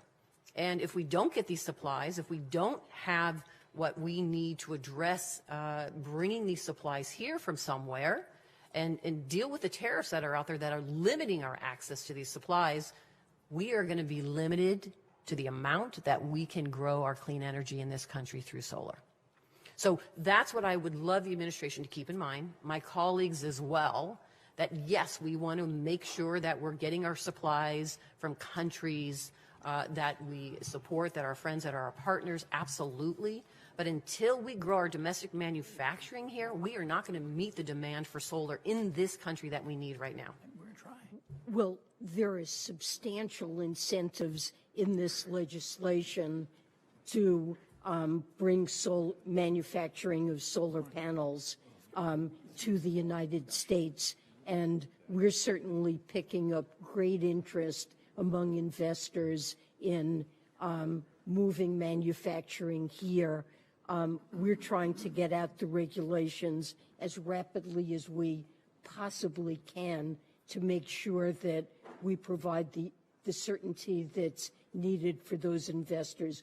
But there are big incentives in this package to do just that, and we're excited to see what's happening already. And I don't mean to cut you off. I only have so much time. Let me just talk about the budget real quick, what I see here. Is it true that the federal deficit has been reduced by over $1.7 trillion just in the last 2 years? Yes, that is true. And it's also true what you said earlier, that this budget proposed by this administration looks at also an additional deficit reduction of $3 trillion years over 10 years. That is correct. So this administration is concerned about reducing the deficit, correct? Yes. And the debt limit that we were talking about, everybody's talking about that debt limit. Let's be fair. Let's talk in a bipartisan way. That debt was incurred by both previous Republican and Democratic administrations, correct? Yes, when we're talking about paying bills that for spending and that Congress has authorized. I appreciate that. Thank you. I know I'm over my time. I will submit the rest of my questions for the record. Thank you, Secretary. I thank my colleague, and I will just say during the 10-year odyssey of developing those clean energy tax credits, it was always our intent to have the bonus solar tax credit for low-income communities. So we'll continue to work with my colleague. Senator Warren. Thank you, Mr. Chairman. So on Friday, the United States faced the second biggest bank failure in our entire history. And as panic spread among small businesses and nonprofits that had money deposited with Silicon Valley Bank, Treasury and other financial regulators announced they would take emergency measures to stabilize the system. I'm grateful for the administration's steady hand, but we shouldn't have had to be here in the first place. These bank failures were the direct result of policymakers' decisions over the last 5 years, beginning with a 2018 law signed by President Trump with the support of both parties to weaken the regulations that had been put in place after the 2008 financial crisis to ensure that big banks never again crashed our economy. On Monday, President Biden called on Congress and regulators to, quote, strengthen the rules for banks to make it less likely that this kind of bank failure will happen again, end quote. Secretary Yellen, thank you for being here today. Do you agree with the President that we need to strengthen our banking rules? Well, I think we certainly need to analyze carefully what happened that triggered these bank failures and re-examine our rules and supervision and make sure that they're appropriate to address the risks that banks face. Okay, so we want to make sure we've got the right rules in place. And pretty obvious we need some stronger rules here, so I want to talk about those rules, the stress test. Stress tests are critical tools in the regulatory toolbox that are designed to expose banks' vulnerabilities if bad things happen and force the banks to shore up any weak points before it's too late. Now, Secretary Yellen, when you were implementing the Dodd-Frank regulations as Fed chair 6 years ago, back in 2017, you said, quote, our stress testing regime is forcing banks to greatly improve their risk management and capital planning, end quote. But you warned that because, quote, we can never be confident that there won't be another financial crisis, it is important that we maintain the improvements that have been put in place that mitigate the risk and the potential damage, end quote. So I want to talk about those stress tests that you talked about, how important they were 6 years ago. Secretary Yellen, can regular, rigorous, well-designed stress tests help bank regulators spot problems lurking in banks' balance sheets and business models? Yes, I continue to endorse the comments Good. you quoted. I think this has been one of the most important and consequential improvements in supervision since the financial crisis. So, two thumbs up for stress tests. Let me just ask, when regulators spot these problems early on, can those regulators then require the banks to clean up the problems long before they trigger a run on the bank? Yes, and in that sense, they're useful, but I would like to make one point. Sure. Which is that the supervisory stress tests focus on capital. Yes. And not on liquidity. And in these bank failures, liquidity played an important role. So let's ask the question then all the way around. If stress tests are done right, if we have robust stress tests, the way you described 6 years ago when you were still running the Fed, Do they just test one thing that might go wrong, or do they test for lots of different problems if they're done right? If they're done right, they test for many possible problems, but they do not focus on liquidity. Okay, but they test focus for on many capital. kinds of things that go wrong. Is that right? Potentially. Yes, there are different scenarios every year, and so let me ask you then a related question. Is one of the problems that stress tests can expose is that you have managers who are not very good at managing risk, or management that is otherwise doing a bad job that could put a bank in jeopardy? well, that's the purpose of supervision, and supervision, stress tests are one tool, supervision is another tool that's critical. Okay. So Focuses very on other important. things. We've got stress tests, we've got supervision, we've got a lot of pieces here to make this work.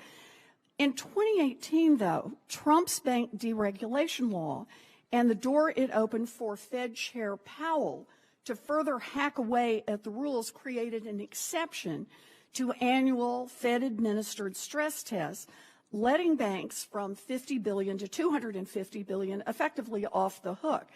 And that meant that a bank like SVB, which had $209 billion in assets when it failed, would be exempt from annual stress testing.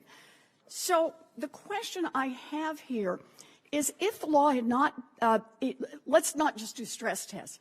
It's stress test, it's the whole package. Enhanced liquidity requirements that ensure that banks have enough cash on hand to meet their obligations, particularly in times of stress, capital requirements that better position banks to absorb losses, regular resolution plans to help guide regulators safely through winding down failed banks. All of these were weakened in 2018, and when SVB failed, this is a part, in my view, of the Fed's actions that led to weaker regulation. You know, over the last few days, we've heard a lot of Republicans say that this collapse wasn't their fault. It was the banking regulators who were asleep at the wheel. And believe me, I have questions for a lot of the banking regulators. But Congress handed Chair Powell the flamethrower that he aimed at the banking rules. In fact, he said so himself. I'll quote and then I'll quit. When he announced that he was weakening regulations for the banks like SBV, Chair Powell said, and I quote, "In the rules before us, we are applying the discretion granted to us by the Economic Growth, Regulatory Relief, and Consumer Protection Act." Translation, Congress opened the door to weaker regulations, and I'm waltzing right through it. That's true. Congress needs to close that door. I'm sorry, Mr. Chair. My colleague has great experience in this, and I apologize for having to cut people off. Senator Johnson's next. Did you call on me? Okay, thank you, Mr. Chairman. Welcome, Secretary Yellen. I just want to start. Do you know how much a dollar that you held at the start of the Biden administration in January 2021 is worth today? Well, we've had inflation, and it's declined in its purchasing power. It's worth 87 cents. In your testimony, you said that inflation is the #1 economic problem. Do you know what the inflation rate was at the start of the Biden administration in January 2021? It was substantially lower. It was 1.4%. You said that inflation has many causes. I agree with that. By the way, I would say that the #1 economic problem is our debt and deficit. And I would say that the top 3 causes of inflation are massive deficit spending, the war on fossil fuels, which have driven gasoline prices to record levels, obviously supply chain dislocation. That was caused by our miserably failed and incredibly stupid response to COVID, the pandemic. But would you agree those are the top 3 causes of inflation? Deficit spending, high energy costs, and supply dislocations? I don't believe that deficit spending is one of the main causes of inflation. I mean, inflation is too many dollars chasing too few goods. Well, so when you're printing all this stuff, so do you know in the first 3 fiscal years of the Biden administration, you know how much the total deficit spending is going to be? We had an economic collapse that was caused by right, the and pandemic. we were certainly coming out of that because there's all this pent-up demand and a sloshing around of trillions of dollars. So I'll answer that question for you, too. The first 3 fiscal years of this administration, the total deficits would be about $5.7 trillion. So now you're here testifying about the president's budget. How much are the total deficits over that 10-year period according to the president's budget? You don't know that off the top of your head? Yeah, I'm running out. It's $17 trillion, okay? Yeah, that's You're going to drive the debt from somewhere around $32 trillion up to about $50 trillion, correct? yes, but what I believe is the single most important metric for judging the fiscal stance of the country is real net interest as a share of GDP. Okay. We have so are you concerned when GDP. you're taking the debt from $32 to $50 trillion? Are you concerned who's going to buy that debt, and also at what rate they'll expect to be compensated for buying riskier and riskier debt? Are you concerned about that? Well, if the real net interest cost of the debt remains low relative to GDP, and we're on a sustainable fiscal. Well, we're not on a sustainable path. Senator Cassidy was talking about the president's demagoguery on Social Security, unwillingness to try and save Social Security. If we do nothing, and the Social Security Trust Fund runs out 2023 to 2025, about the end of the budget period, are you concerned about, are we going to have the financial wherewithal to plus up benefits to honor those promises? I mean, you think we're going to, with $50 trillion in debt, a debt's exceeding our GDP, aren't you concerned about our inability to honor those promises? The interest cost on the debt as a share of our economy remains quite low throughout the 10-year horizon of the president's budget. It remains around 1%. Secretary, and you were also the one who said very manageable. You also said that inflation was transitory, and it certainly isn't. And I think Chairman Powell certainly now agrees the fact that, no, we've got something going on here that's going to take a very long while, unfortunately, to wring out of our system. Not only you, but OMB Director Young and members of the other side keep talking about that you're cutting deficits. The deficit in 2021 obviously was high because of the pandemic, but in 2022 is about 1.4 trillion. 2023, we think it's going to be about 1.6 trillion. 2024, you're projecting 1.85 trillion, and again, growing debt by another 7%. It never drops below 1.5 trillion dollars. How can you claim that you're cutting deficits?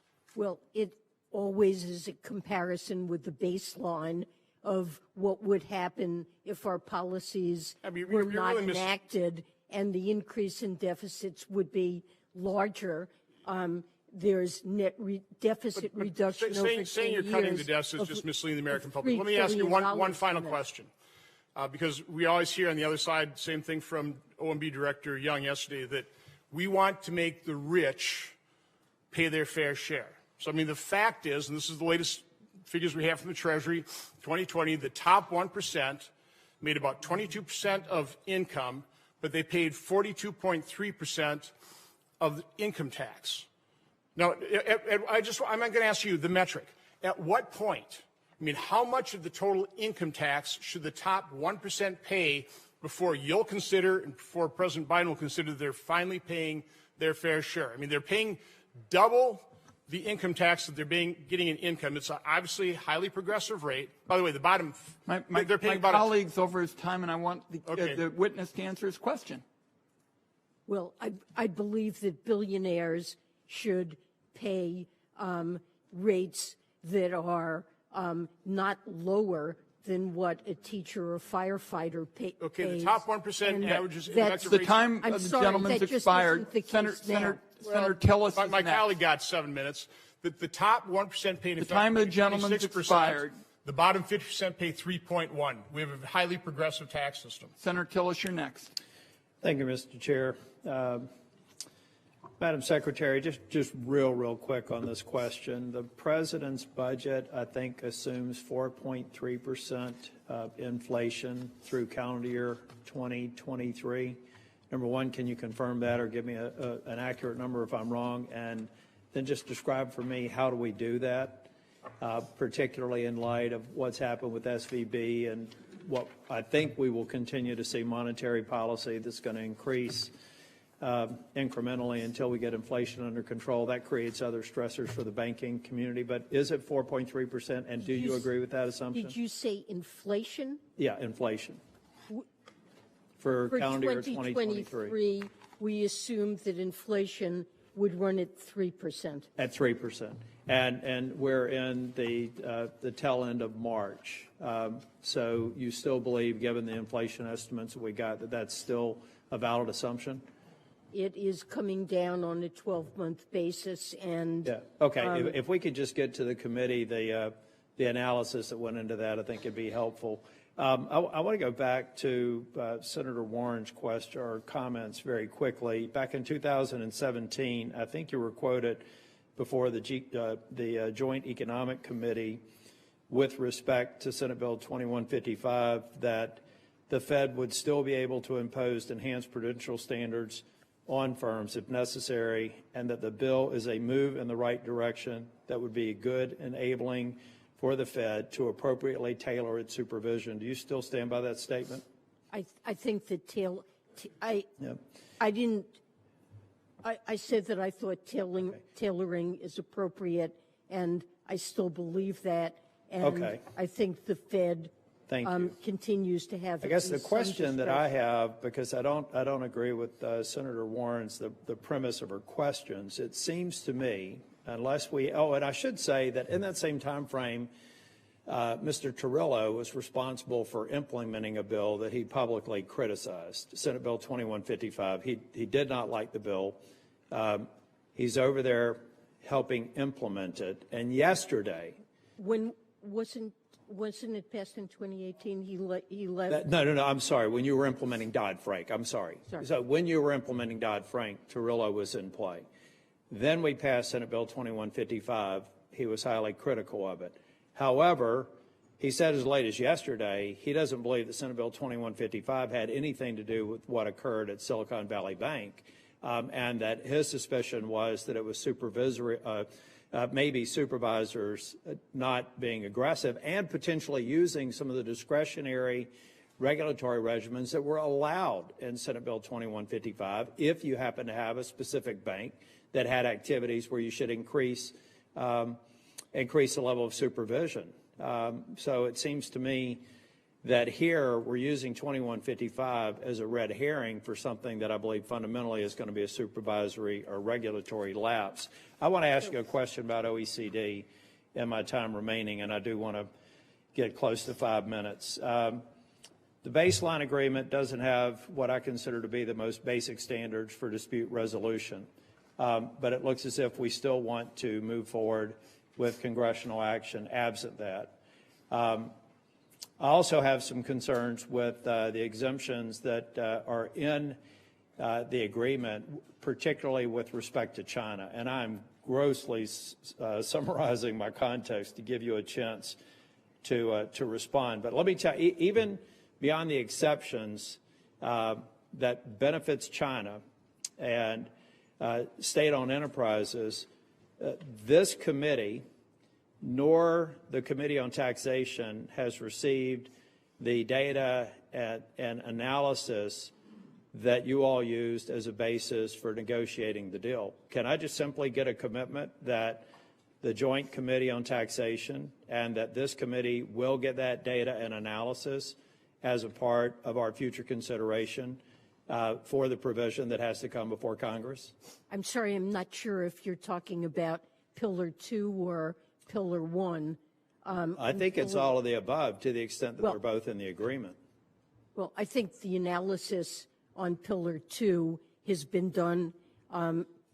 Correct me if I'm wrong, but I believe the Joint Committee on Taxation has looked at that, and we've provided estimates as well that use standard methods and can discuss that with you. Pillar 1. We'll submit a question for the record. My time has expired. We'll submit a question for the record to fully describe exactly what we're looking for. And to the extent that it's possessed by some members, then I'll stipulate that I was wrong. But I'm going in with a little bit of a skeptical position. Thank you. I thank my colleague for his courtesy, and we'll have the staff, the finance staff, share what we have on Pillar 1 and Pillar 2 with my colleague. Senator Blackburn is next. Thank you, Mr. Chairman. Madam Secretary, thank you for being with us today. I want to return to the SVB issue and ask you, I haven't heard you say today, when were you first notified that there were problems with SVB, and when did you alert members of Congress? What was that time lag? I believe that I first found out about the troubles at Silicon Valley Bank. I guess it was last Thursday. Last Thursday. And then your notification of Congress came when? The bank was put in. Why don't you just put that in writing for me so I don't waste my time? I know Senator Langford asked you about the Deposit Insurance Fund and how that would affect our local banks. And there's a lot of concern over this. And I know you were uncertain about that. If you would run the numbers on that and let us know a ballpark of what you think this would cost if you end up insuring everybody's deposit. And then I have to ask you, being from Tennessee, you know, we have a long and storied history of opposing nationalizing the banking system. Do you see this as a step to nationalize the banking system? Absolutely not. I see this as a step toward stemming contagion that could come from the failure of these banks that would place community banks across the country at great risk of runs as well that we want to. Thank you, ma'am. Let me move to the Inflation Reduction Act and that implementation. I hear a lot about this from local mayors and our state agencies. There is a lot of money that can be doled out.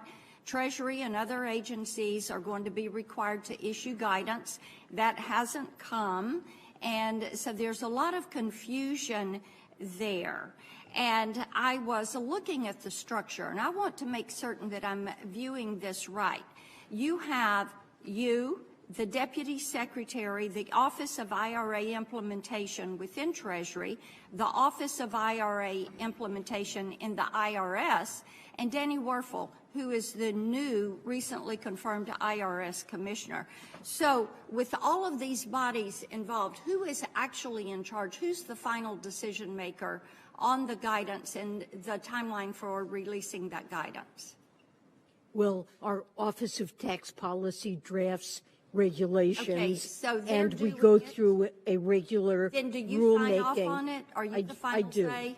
I do sign off on it. We confer with many people in the process of drafting that, and it will go through full comment and review before final. Let me ask you something else, because the buck stops with you. You have really praised the IRA. I want to ask you one more thing about that, because your statements contradict themselves somewhat. You talk about the IRA as a way to really bring prosperity, to lower inflation, to lower the debt.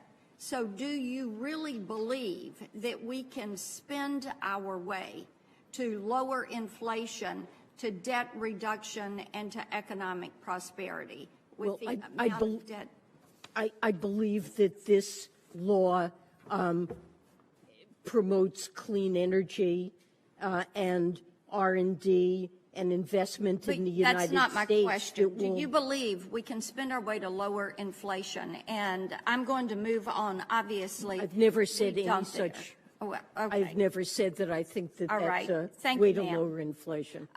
You have mentioned the IRS being able to answer more phone calls and respond more quickly because of the IRA funding. And I was looking at the IRS data, and it shows that the IRS actually answered 2.6 million fewer calls this March during the tax filing season. So, and I know Senator Thune asked you about this, if we could get some clarity from you and from your testimony about this, and what is the rate, how often are these calls answered and missed, what percentage of people at the IRS are still working remotely, and what is your timeline for bringing them all back? What I can tell you is that the response rate to customer calls has been between 80 and 90% every week during this tax filing season, and that's a massive improvement. The IRS hired 5,000 new people to put into customer service, and that relied on funds from the IRA. My time has expired, but the 8 Corners data call that the IRS gave in early March, the IRS says they've actually answered 2.6 million fewer calls this tax filing season. There may have been fewer calls, but the rate of response was very much higher. Thank you. Thank you, Madam Secretary. We do need to move on. Senator Menendez. The Federal Reserve's emergency lending facility is predicated upon the notion that Treasury and agency securities have no credit risk. That facility will be extending loans of up to a year using these securities as collateral. But one potential problem, is that unless Congress raises the debt ceiling in the next few months, U.S. Treasury and agency securities will face the prospect of default. Now, while I certainly won't vote to default on the debt, I think some of my colleagues may not feel the same way. In light of the events in the financial system over the past week, how damaging would a debt default be to our banking sector, particularly to regional banks? It would be completely devastating, and I don't think that Congress should for a second contemplate the possibility of not raising the debt ceiling to pay our bills. This is the cornerstone of what makes our financial markets the soundest and best in the world, and people trust that the government stands ready to pay its bills. It would be a and obviously, if we're using Treasury securities to back up the loans that we're making, if those Treasury securities default, then we have a cascading effect. It's beyond contemplation. Is it possible, I should say, isn't it possible that if Congress fails to raise the debt ceiling well before any default, that we could run the risk of seeing more runs on regional banks? Yes, we have seen that concern about whether Congress would meet this responsibility has provoked concern in financial markets. That was evident, for example, in 2011 when there was a downgrading of the U.S. credit rating because of doubts as to whether or not Congress would act appropriately. Well, the fact is that a debt ceiling fight has always been dangerous. It's dangerous for our financial system. Agreed. It's dangerous for our businesses. Yes. It's dangerous for working families. And it's dangerous to put at risk the U.S. dollar as the reserve of choice in the world, which others are seeking to replace us in, which has enormous benefits to us. Wouldn't you say that having our dollar as the reserve choice in the world? Yes, I completely agree. It's in part because our financial system is so deep and treasuries are regarded as so safe and liquid. Now, in 2018, Congress passed a bill which was signed into law by President Trump that relaxed regulation for institutions like Silicon Valley Bank. That law, which I opposed, exempted those banks from enhanced prudential standards, stress tests, raising the threshold at which a bank would be considered systemically important. So even as the law kept Silicon Valley Bank off the list of systemically important institutions, regulators on a bipartisan basis rightly cited systemic risk to justify their actions over the weekend. So, Secretary Yellen, isn't it true that the situation at Silicon Valley Bank posed systemic risks? Well, look, I think it's important for regulators, the banking supervisors, to examine what happened at this bank.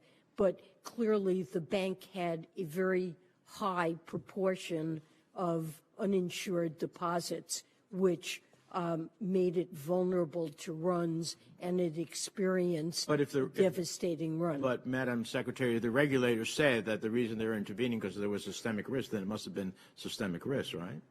Well, in the sense that the chances of contagion that other banks might be regarded as unsound and suffer runs seemed extremely high, and the consequences would be very serious. Seems to me that institutions, while we still have a lot to learn, like Silicon Valley Bank, have the potential to be systemically important, and our laws and regulations should treat them as such. Let me close on the following.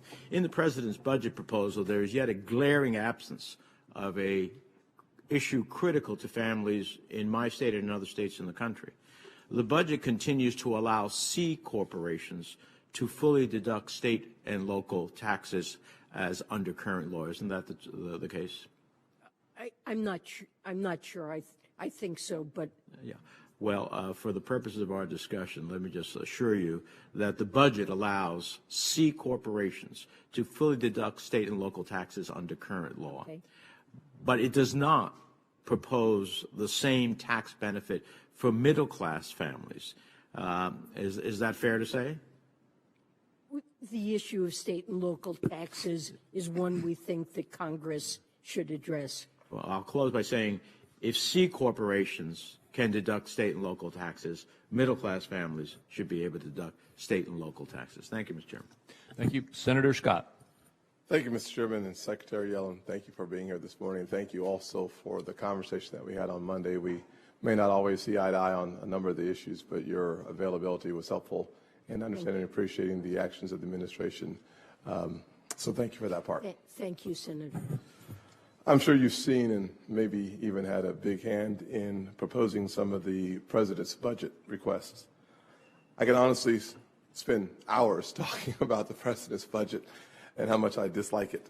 I think it's bad for the economy. I think it's bad for the American people. We certainly see $5 trillion of tax increases, $7 trillion of spending, the highest rate of taxes on individuals in the last 40 years, and a new corporate tax rate higher than the tax rate imposed on Chinese Communist Party on their own businesses. More and more policies that undermine our own nation's energy independence and energy security. This isn't a budget that unifies the country. This budget only seeks to isolate and divide us. This budget simply said, taxes too much and spends too much. In the midst of all this budget talk, however, we are once again having to exercise important oversight over the federal regulators and agencies responsible for ensuring they're doing the job that Congress gave them the tools to do. As such, I want to spend some time discussing Silicon Valley Bank. While there are many questions that must be answered, I do know a few things for sure. First, the bank failed because of its management and because of its board.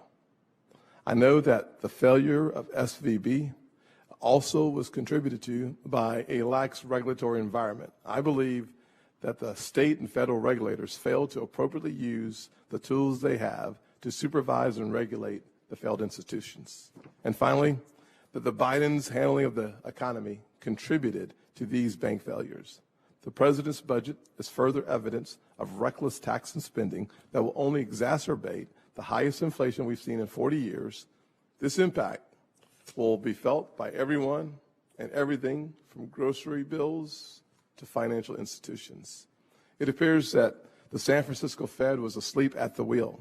They failed to meet their basic, not enhanced, but basic supervisory responsibilities and therefore missed their opportunity to use enhanced supervisory tools if necessary. Instead of taking accountability for this blatant failure, regulators are now forecasting that they plan to increase regulations on the rest of the banking industry. In other words, the banks that made responsible business decisions and have not failed. The failure to supervise is inexcusable, and I plan to hold the regulators accountable. This administration's tax and spend reckless policies fueled inflation and will only further lead to unmanageable inflation and higher interest rates. Secretary Yellen, will this administration acknowledge that their reckless tax and spending contributed to not only the challenges that we see in everyday households, but also to the challenges that we're facing today with SVB? Look, inflation is too high, and it is the president's top priority to bring it down. And there are many contributors to why inflation is too high.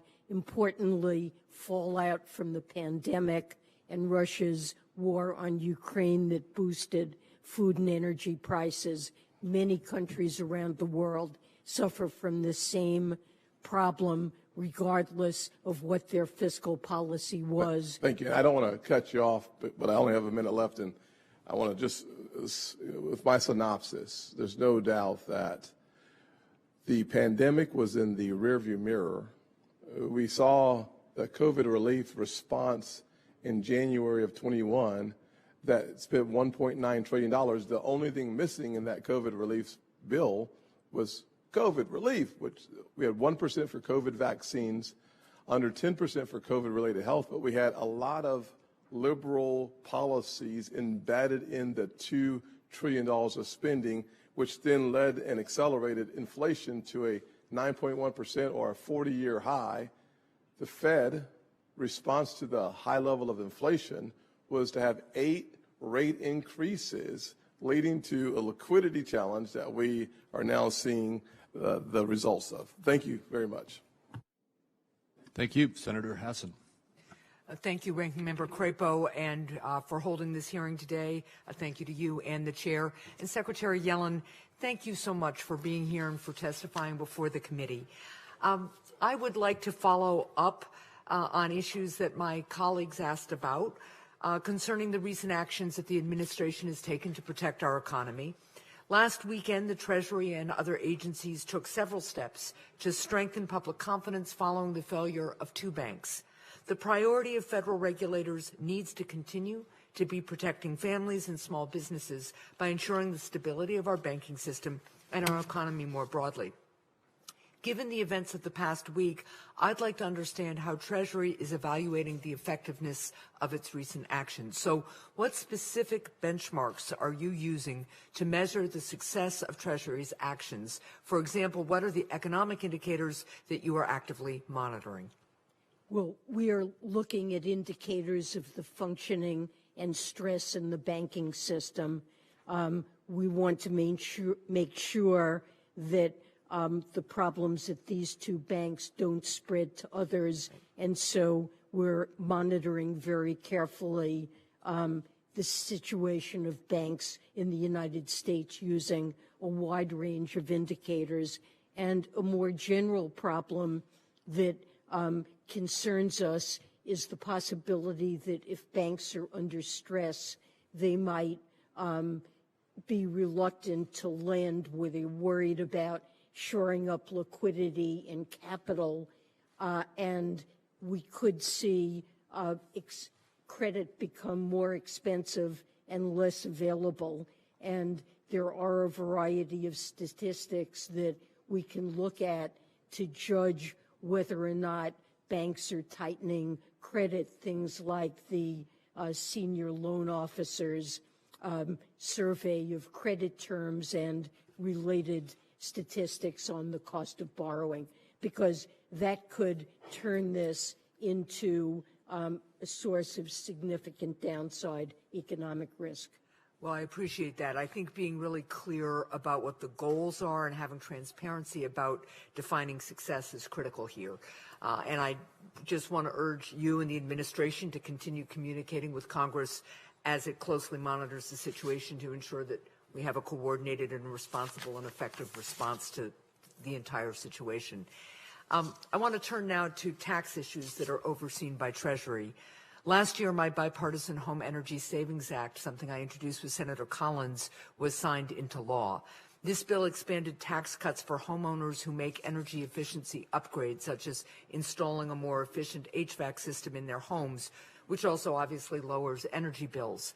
How is the Treasury increasing awareness of these tax cuts for homeowners, given the high energy and other costs that families are facing? Well, as you point out, there are really critical supports here for taxpayers. They can get up to $2,000 for upgrades like heat pumps, 30% on the cost of installing solar panels and so forth. We have worked with IRS to publish plain language, frequently asked questions on all of these credits, and you can find this on the IRS's IRA homepage.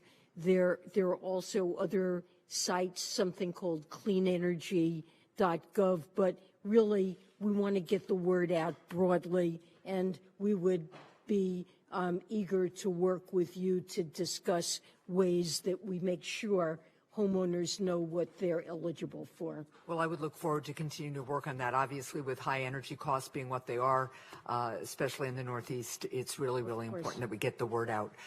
Last question here. Along with Senator Brown, I'm leading the effort to cut red tape for online sellers by reducing the number of casual online sellers who receive unnecessary and confusing 1099 tax forms.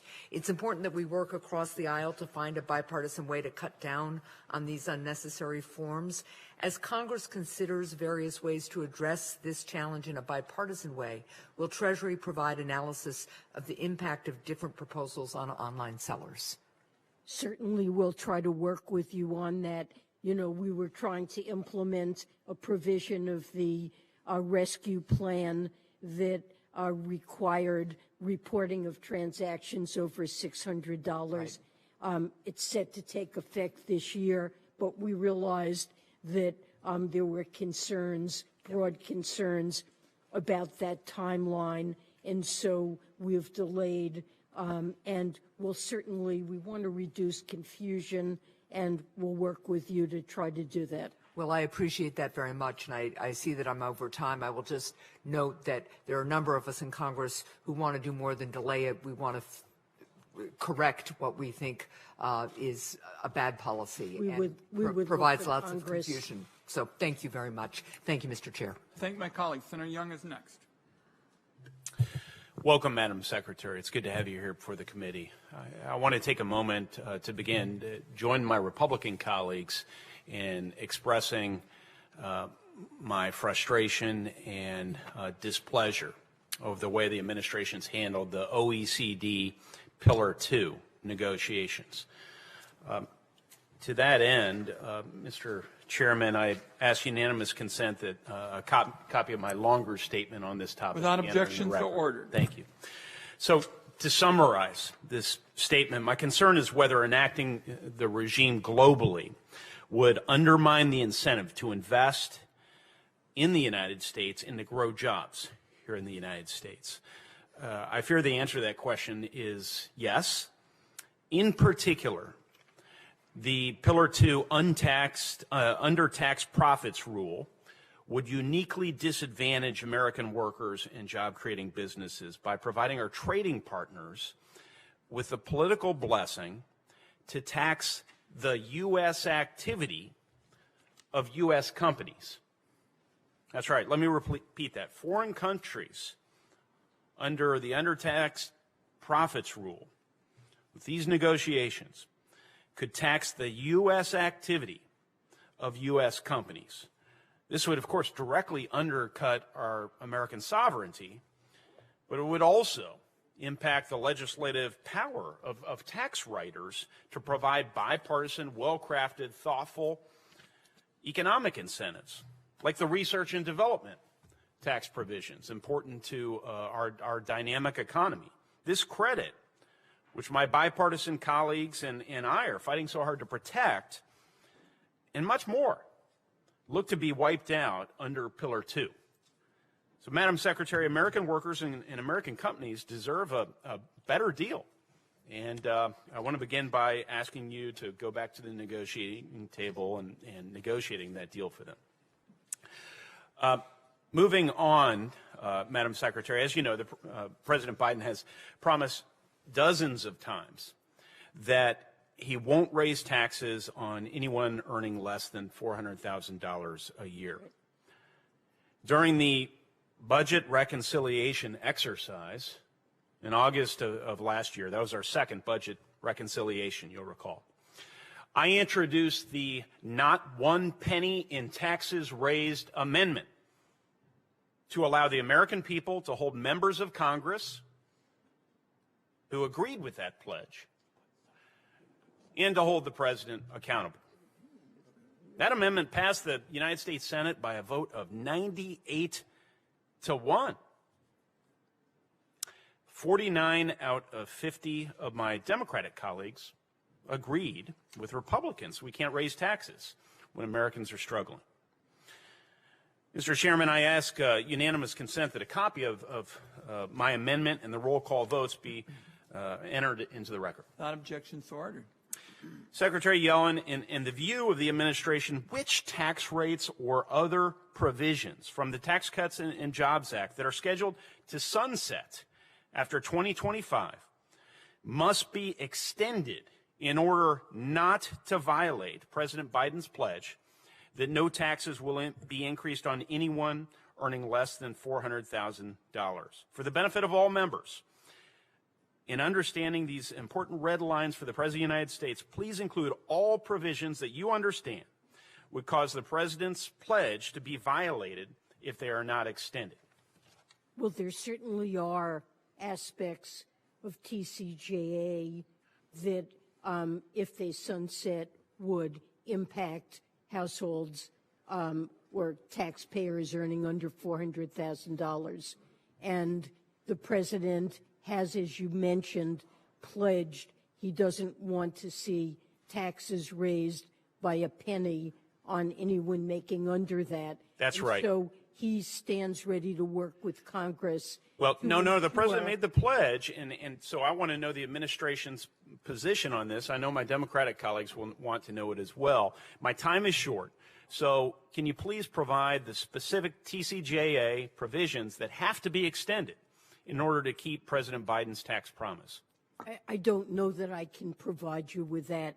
I think there are a lot of complicated provisions, and exactly what happens to different taxpayers That is reasonable. will depend on. You're a reasonable person. I'm known as a reasonable person, one right now that's 2 seconds over time. So I just ask you, Madam Secretary, could you commit to providing me and other members of this committee with that comprehensive list within 2 weeks from today? It shouldn't be difficult. You have an army of people supporting you. I think it is a very complex exercise, and I'm not sure that Is it that complex to keep the pledge? The time of the gentleman's expired. I want to work with the gentleman with respect to the updates on the tax law. It's well known that on our side we opposed it, and your side you did. The gentleman wants to know how we're going to proceed, and the Secretary said it's complicated, and I'm going to work with my colleague. Well, let's work our way through the complications so we can all keep our pledges.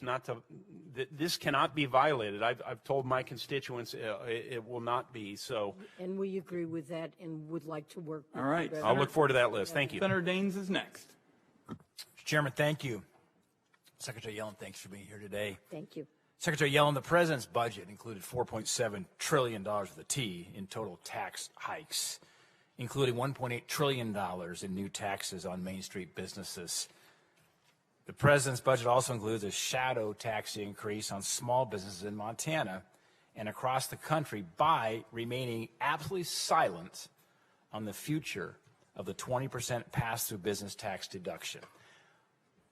We must remind ourselves that 95% of the businesses in the United States of America are pass-throughs. They're not C-Corps. And yet this budget was silent on a 20% tax increase coming for many small businesses in the course of 2026. I'm planning to reintroduce my Main Street Tax Certainty Act in the coming weeks, which would protect these businesses from this shadow tax hike by making this important deduction permanent. With the President's pledge in mind, will you commit to making the 199A deduction permanent?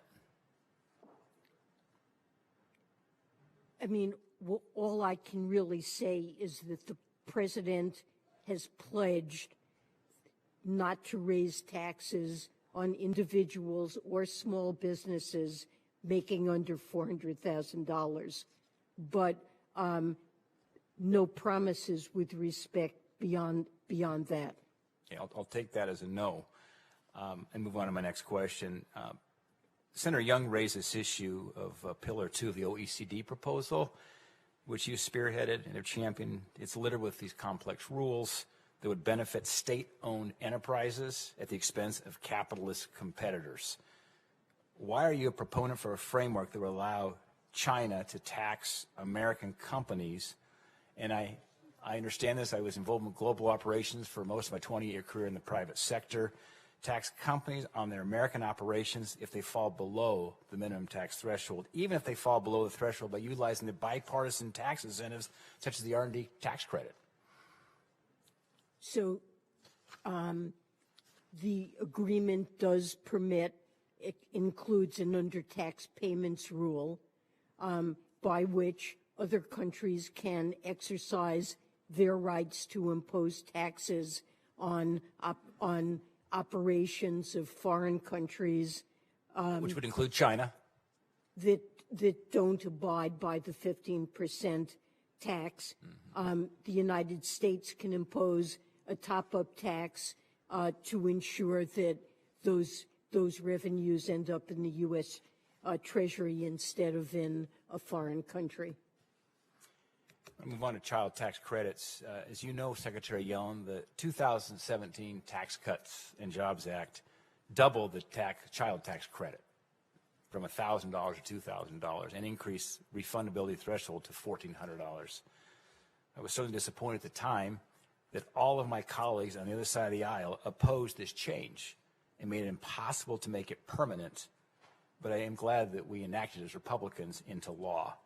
The president's budget proposes increasing the child tax credit from the current $2,000 to $3,600. It makes it fully refundable and delivered on a monthly basis. However, I see they didn't make that change permanent. It expires in 25, even though there's no limitations in a presidential budget to do so. My question be this: does the president believe that the child tax credit should be made permanent for $3,600? And if so, are you willing to then eliminate the SALT deduction, which overwhelmingly benefits the wealthy, to give working families an expanded child tax credit that importantly never ends? So the president is very supportive of the child tax credit, proposes to continue it for several years until many of the provisions in the individual income tax from TCJA expire that affect exemptions in the child tax credit, and then there'll need to be consideration of what to do as those. But won't make that provision permanent, is what you're saying. The budget says it's going to expire in 25. That's because there needs to be a broader consideration. Doesn't have to, though. You could put the child tax credit there and make that permanent. So we could debate the tax cuts. He's very supportive of it, and we would look to work with you to make Time of the sure that gentleman's it's expired. Senator Cantwell is next. Thank you, Mr. Chairman. Secretary Yellen, thank you so much for not just today, but over the weekend and the much attention you've given to this issue. It really does impact small businesses, and while the name of a bank might be Silicon Valley Bank, I guarantee you the innovation economy comes through Seattle, and probably many small businesses in my state were impacted by what transpired. And why we need to make sure that the banking system really does have mechanisms that help the startup economy and the innovation. In my mind, that's why we did Chips and Science, is to let a lot of innovation unfold, but people have to get financing. So Jesse Salk, the grandson of Jonas Salk, is a molecular biologist and clinical oncologist who started Twin Strand Biosciences in the state of Washington. He and his team at Twin Strand are developing cutting-edge gene sequencing techniques to help us fight cancer. And he told my office this week that, quote, it was a big deal to step outside my comfort zone and start a company to help get a new genomic technology to help treat cancer patients faster. The last thing I expected us to need to think about was if we could rely on a bank. So the potential impact of Jesse's company having to pause or even cease operations due to banking failure isn't just jobs or dollars lost, which are important considerations to our economy. It's actually lives lost, too. So I, again, appreciate what the Federal Reserve, the FDIC, and everyone who stepped in, but it never should have happened in the first place. So my questions really are about these small businesses. Again, I think people think of them, oh, they're going to be giant businesses, but at their start, they are small businesses. So, and I think Silicon Valley Bank was able to attract and help further this. So now where do we go? Where do we go? Are we going to push Jesse back towards a larger bank? I'm curious. One of the reasons why there was so much of a concentration is that there was a requirement by the bank that you have all of your holdings in that bank. And so I want to hear what you think about that. How do we ensure that these small businesses feel safe in putting their loans in? Are we just going to see, how do we, again, treat a startup economy and allow these funds to work cost effectively? And should we get rid of this requirement that they have to, a requirement by a bank that says that they have to have, to get these terms, they have to have all their funds in that bank? So I'm not aware of the requirement that you mentioned, but certainly we want to make sure that depositors, whether they're individuals or households or small businesses, feel confident that the banks that they entrust their savings to or their working balances that they use to pay their workers, we want to make sure that they feel confident that these banks are safe and that they can do business with them. And that's an important reason why we stepped in with the FDIC and the Federal Reserve to intervene, because I do believe the banking system in the United States is sound and resilient, and we wanted to make sure that the problems at Silicon Valley Bank and Signature Bank didn't undermine confidence in the soundness of banks around the country. And we wanted to make sure that there wasn't contagion that could affect other banks and their depositors. Yeah, so it's basically a requirement that it's an affirmative covenant that they maintain all borrowers, depositors. That's something imposed by the bank. Yes, yes, on the startups as a way to corral. So I think this is why you had such a concentration, and we should look at that as a particular issue. What about Glass-Steagall? I've been a big supporter of Glass-Steagall. And when you come to this moment, and I keep thinking, why did we ever allow us to have the commingling of separation of commercial and investment banking? It seems to me that continuing to protect depositors and having a system where people can take risk, and if they suffer loss, okay, but that's not what we have. We have such a commingled system now. What do you think about relooking at Glass-Steagall? Now, I'm not asking for the Treasury Secretary to make big news here. I'm really just asking if you thought the same situation would have occurred the way it occurred if we had not in 2000 gotten rid of Glass-Steagall. You know, we're very focused right now on stabilizing the banking system and shoring up confidence, and I think there will be plenty of time. It will be appropriate to look at what happened and consider whether or not regulatory or supervisory changes are necessary, and look forward to working with you and discussing what happened and what response is appropriate. But for now, I would like to see confidence restored in the soundness of American banks. Well, I would just say this on this subject. I believe in the information age, and I believe one of America's secrets is access to capital. So I want great access to capital formation. I don't want to see these banking that understands startups go away. I don't want it to be concentrated at big banks. But I also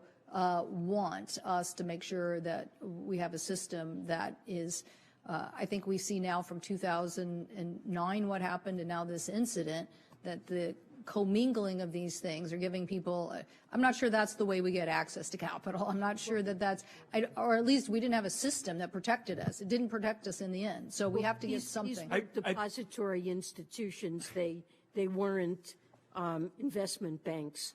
Yes. They were. Yes. Madam Secretary, Yes, we've got to move on. I happen to share Senator Cantwell's views with respect to this matter. Next is Senator Whitehouse and Senator Casey. Thank you, Secretary Yellen. I think you are the most available of all the cabinet members to come to hearings, and I just want you to know that I appreciate it. You seem quite fearless about coming into the lion's den, and we're always grateful to have you. You spoke recently to the Climate Financial Risk Advisory Committee, and in your remarks, you pointed out that climate change will likely become a source of shocks to the financial system that would lead to declines. This would be precipitated by declines in asset values that could cascade through the financial system, which is a warning that Freddie Mac has also made with respect to coastal property values. You added that rising insured losses could cause insurers to pull back from high-risk areas with potentially devastating consequences for property values. We just had a hearing in my budget committee on wildfire risk causing that effect to insurance and property markets. And before that, coastal flooding and storm risk causing that effect in insurance and property markets. And then that the whole thing can spill over to other parts of our interconnected financial system. Again, part of what Freddie Mac warned about, that it would be worse than 2008. We also heard testimony that the coastal property value crash risk and the wildfire property risk could perfectly well happen at the same time. It's not a question of one or the other. They could both come to pass. So we all know that shocks and panics and collapses and disorderly transitions are notoriously hard to predict as to exactly when they will occur. They're far easier to predict as to what their level of severity will be should they occur. And my question to you, setting aside timing, how serious to the U.S. economy could the economic shocks that you warned of in that speech be? So I don't know how to quantify that for you, but I do believe these are very serious risks. The Financial Stability Oversight Council is prioritizing, analyzing those risks, and has recognized that they pose a systemic threat to American financial stability. The regulators, the banking regulators, FHFA, are all taking steps to analyze the way in which these risks could affect the financial system, financial institutions, and we created the committee that you referred to in order to bring expertise into this enterprise. But I think it's critically important, and these are potentially deadly serious risks, very severe risks. And just for people who are not familiar with this particular arena, the word systemic risk sounds like a rather mild and inoffensive term, but it actually refers to pretty devastating stuff, does it not? Yes, that is what systemic refers to, exactly. Yeah. Things that could cascade throughout the financial system and have severe consequences for financial stability and the economy. Thank you. In the time that I have left, I wanted to flag for you a letter that I will put into the record now, if I may, Mr. Chairman. Objection to order. That a great number of us on this committee signed to the acting director of FinCEN. The chairman was a signatory of it. Senator Grassley was a signatory of it. Senator Warren was a signatory of it. And we are concerned that the development of the beneficial ownership rule has been far less than we had hoped and far less than we believed the actual statutory language directed, both regarding the so-called access rule, which is the subject of the letter, and regarding the verification standard, and regarding the court order requirement. If you would be good enough to take this back to your team and make sure that you have a look at this and make sure that you approve of where they are going, because I believe they have missed a very significant opportunity to significantly strengthen our battle against kleptocracy with the rather weak way in which these three parts of the rule have been rolled out. Thank you very much. Thank you. That's for under advisement. Thank you. I take it that way. Senator Casey. Thank you, Mr. Chairman. Secretary Yellen, you have been very patient. I'm the last questioner, and I'll try to keep within my time in light of your appearance here. We're grateful for your time here. We're grateful for your service to the country. I did want to start just preliminarily by noting in earlier questioning about the phone call return rate at the IRS, there have been statements made today that went, some of which went unchallenged. And am I right to say that last year the phone call return rate at the IRS was about a low number, like 13%? Correct. And the current number is between 80 and 90%. That is correct. That is important for the public record, because I know that there's a narrative that the other side falsely is perpetuating. So 80 to 90% is a hell of a lot better than 13. You don't have to comment on that, but I'll just state that for the record. It's huge improvement. And that's, and, you know, the IRS has been tremendously under-resourced, and the resources that Congress provided through the IRA are critically important. They hired 5,000 customer service representatives, have made enormous progress in working through the paper backlog, and are now, we're going to see continued improvements and, you know, great improvements in customer service. Thanks so much for that. I want to talk to you first about, more broadly, energy communities, in particular coal communities. I live in Scranton, Pennsylvania, born and raised there, still live there, and happens to be the hometown of the president. But we live in a region that has basically 5 counties that were so-called anthracite, hard coal counties, historically. And then in southwestern Pennsylvania, you have a much larger number of counties that were so-called bituminous or soft coal counties. I don't have to tell you, most Americans know the story of what happened to that industry. We're told, though, most recently that the Appalachian Regional Commission reports that coal employment has fallen by some 62% over the last decade, leading to broader decline in the region. And that's true in these communities in Pennsylvania. The report also indicates that overall private sector employment in Appalachian coal counties, that would of course go to West Virginia and several other states, has been flat since the Great Recession, but it was increasing in the non-coal communities.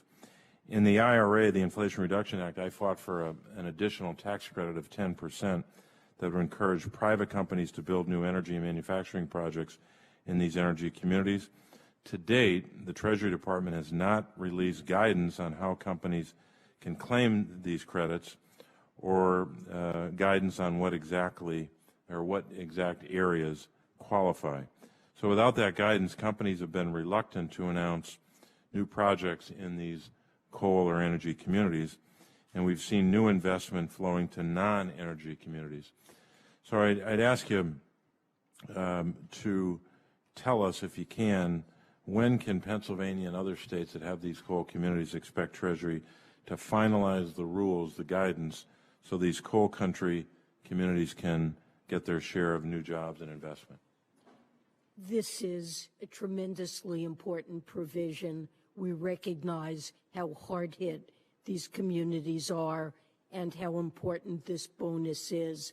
I can tell you that my staff is working utterly around the clock to write and implement these regulations. They're tremendously complex, and we will do this. It's a priority item. We will do this as quickly as we possibly can. I typically have several meetings a week with tax policy to make sure that things are moving as rapidly as we can make humanly possible, and this is a priority item for us. Thank you, Secretary. I appreciate that. And the next question, I think I'll submit for the record, just want to preview it for you. We have this bizarre circumstance in the tax code where corporations are given a tax break for activities that are often union-busting activities, so they get a tax break for that. And at the same time, in the 2017 tax bill passed here in the Senate, a provision for union dues deduction and work expense deductions were taken away from individuals. So the worker got a tax break taken away, and big corporations have had this benefit to allow them to union bust and get a break for it. I have a no tax breaks for union busting act with 30 of our colleagues that I'm trying to pass, and I'll ask you a specific question about that. But in the interest of time, I'll submit that for the record. Thanks very much. Thank you, Senator. Madam Secretary, I very much share Senator Casey's views. I'm on his legislation for no tax breaks for union busting. And I think you all had that dialogue about the energy communities provision. Madam Secretary, I think we call it a priority. I'd like to designate it a super priority because Senator Casey led the effort for those energy communities in the effort on the IRA. And I know it's extraordinarily important to a host of these communities where there's a history of one energy policy, and we've got to get them to help Senator Casey's measure and vision. So I thank him for it. Madam Secretary, we're going to let you leave in the kind of 2 minutes that I think we may have remaining, so we keep you on the clock. As usual, you have accounted for yourself very well today. Thank you, And Chair. I especially appreciate your saying, for what I believe is the first time, that prioritization of debt ceiling payments is just unworkable. That is the message that needs to go out far and wide. This committee, and let the record show, the Secretary has again said that's correct. This committee has jurisdiction over these issues relating to full faith and credit of the United States. I very much appreciate what you're saying to us, your comments about clean energy, your comments about housing. You had the waterfront in front of you to talk about, and I just want to make one point in wrapping up. Republicans, in their tax amendments, these various tax amendments, define taxable income so as to give many billionaires a free pass on taxes. And that is really what the difference is. We feel very strongly about protecting all those firefighters and nurses and all the small business people. We all share that view. We are just unwilling, as are you and the president, to your credit, to give billionaires a free pass.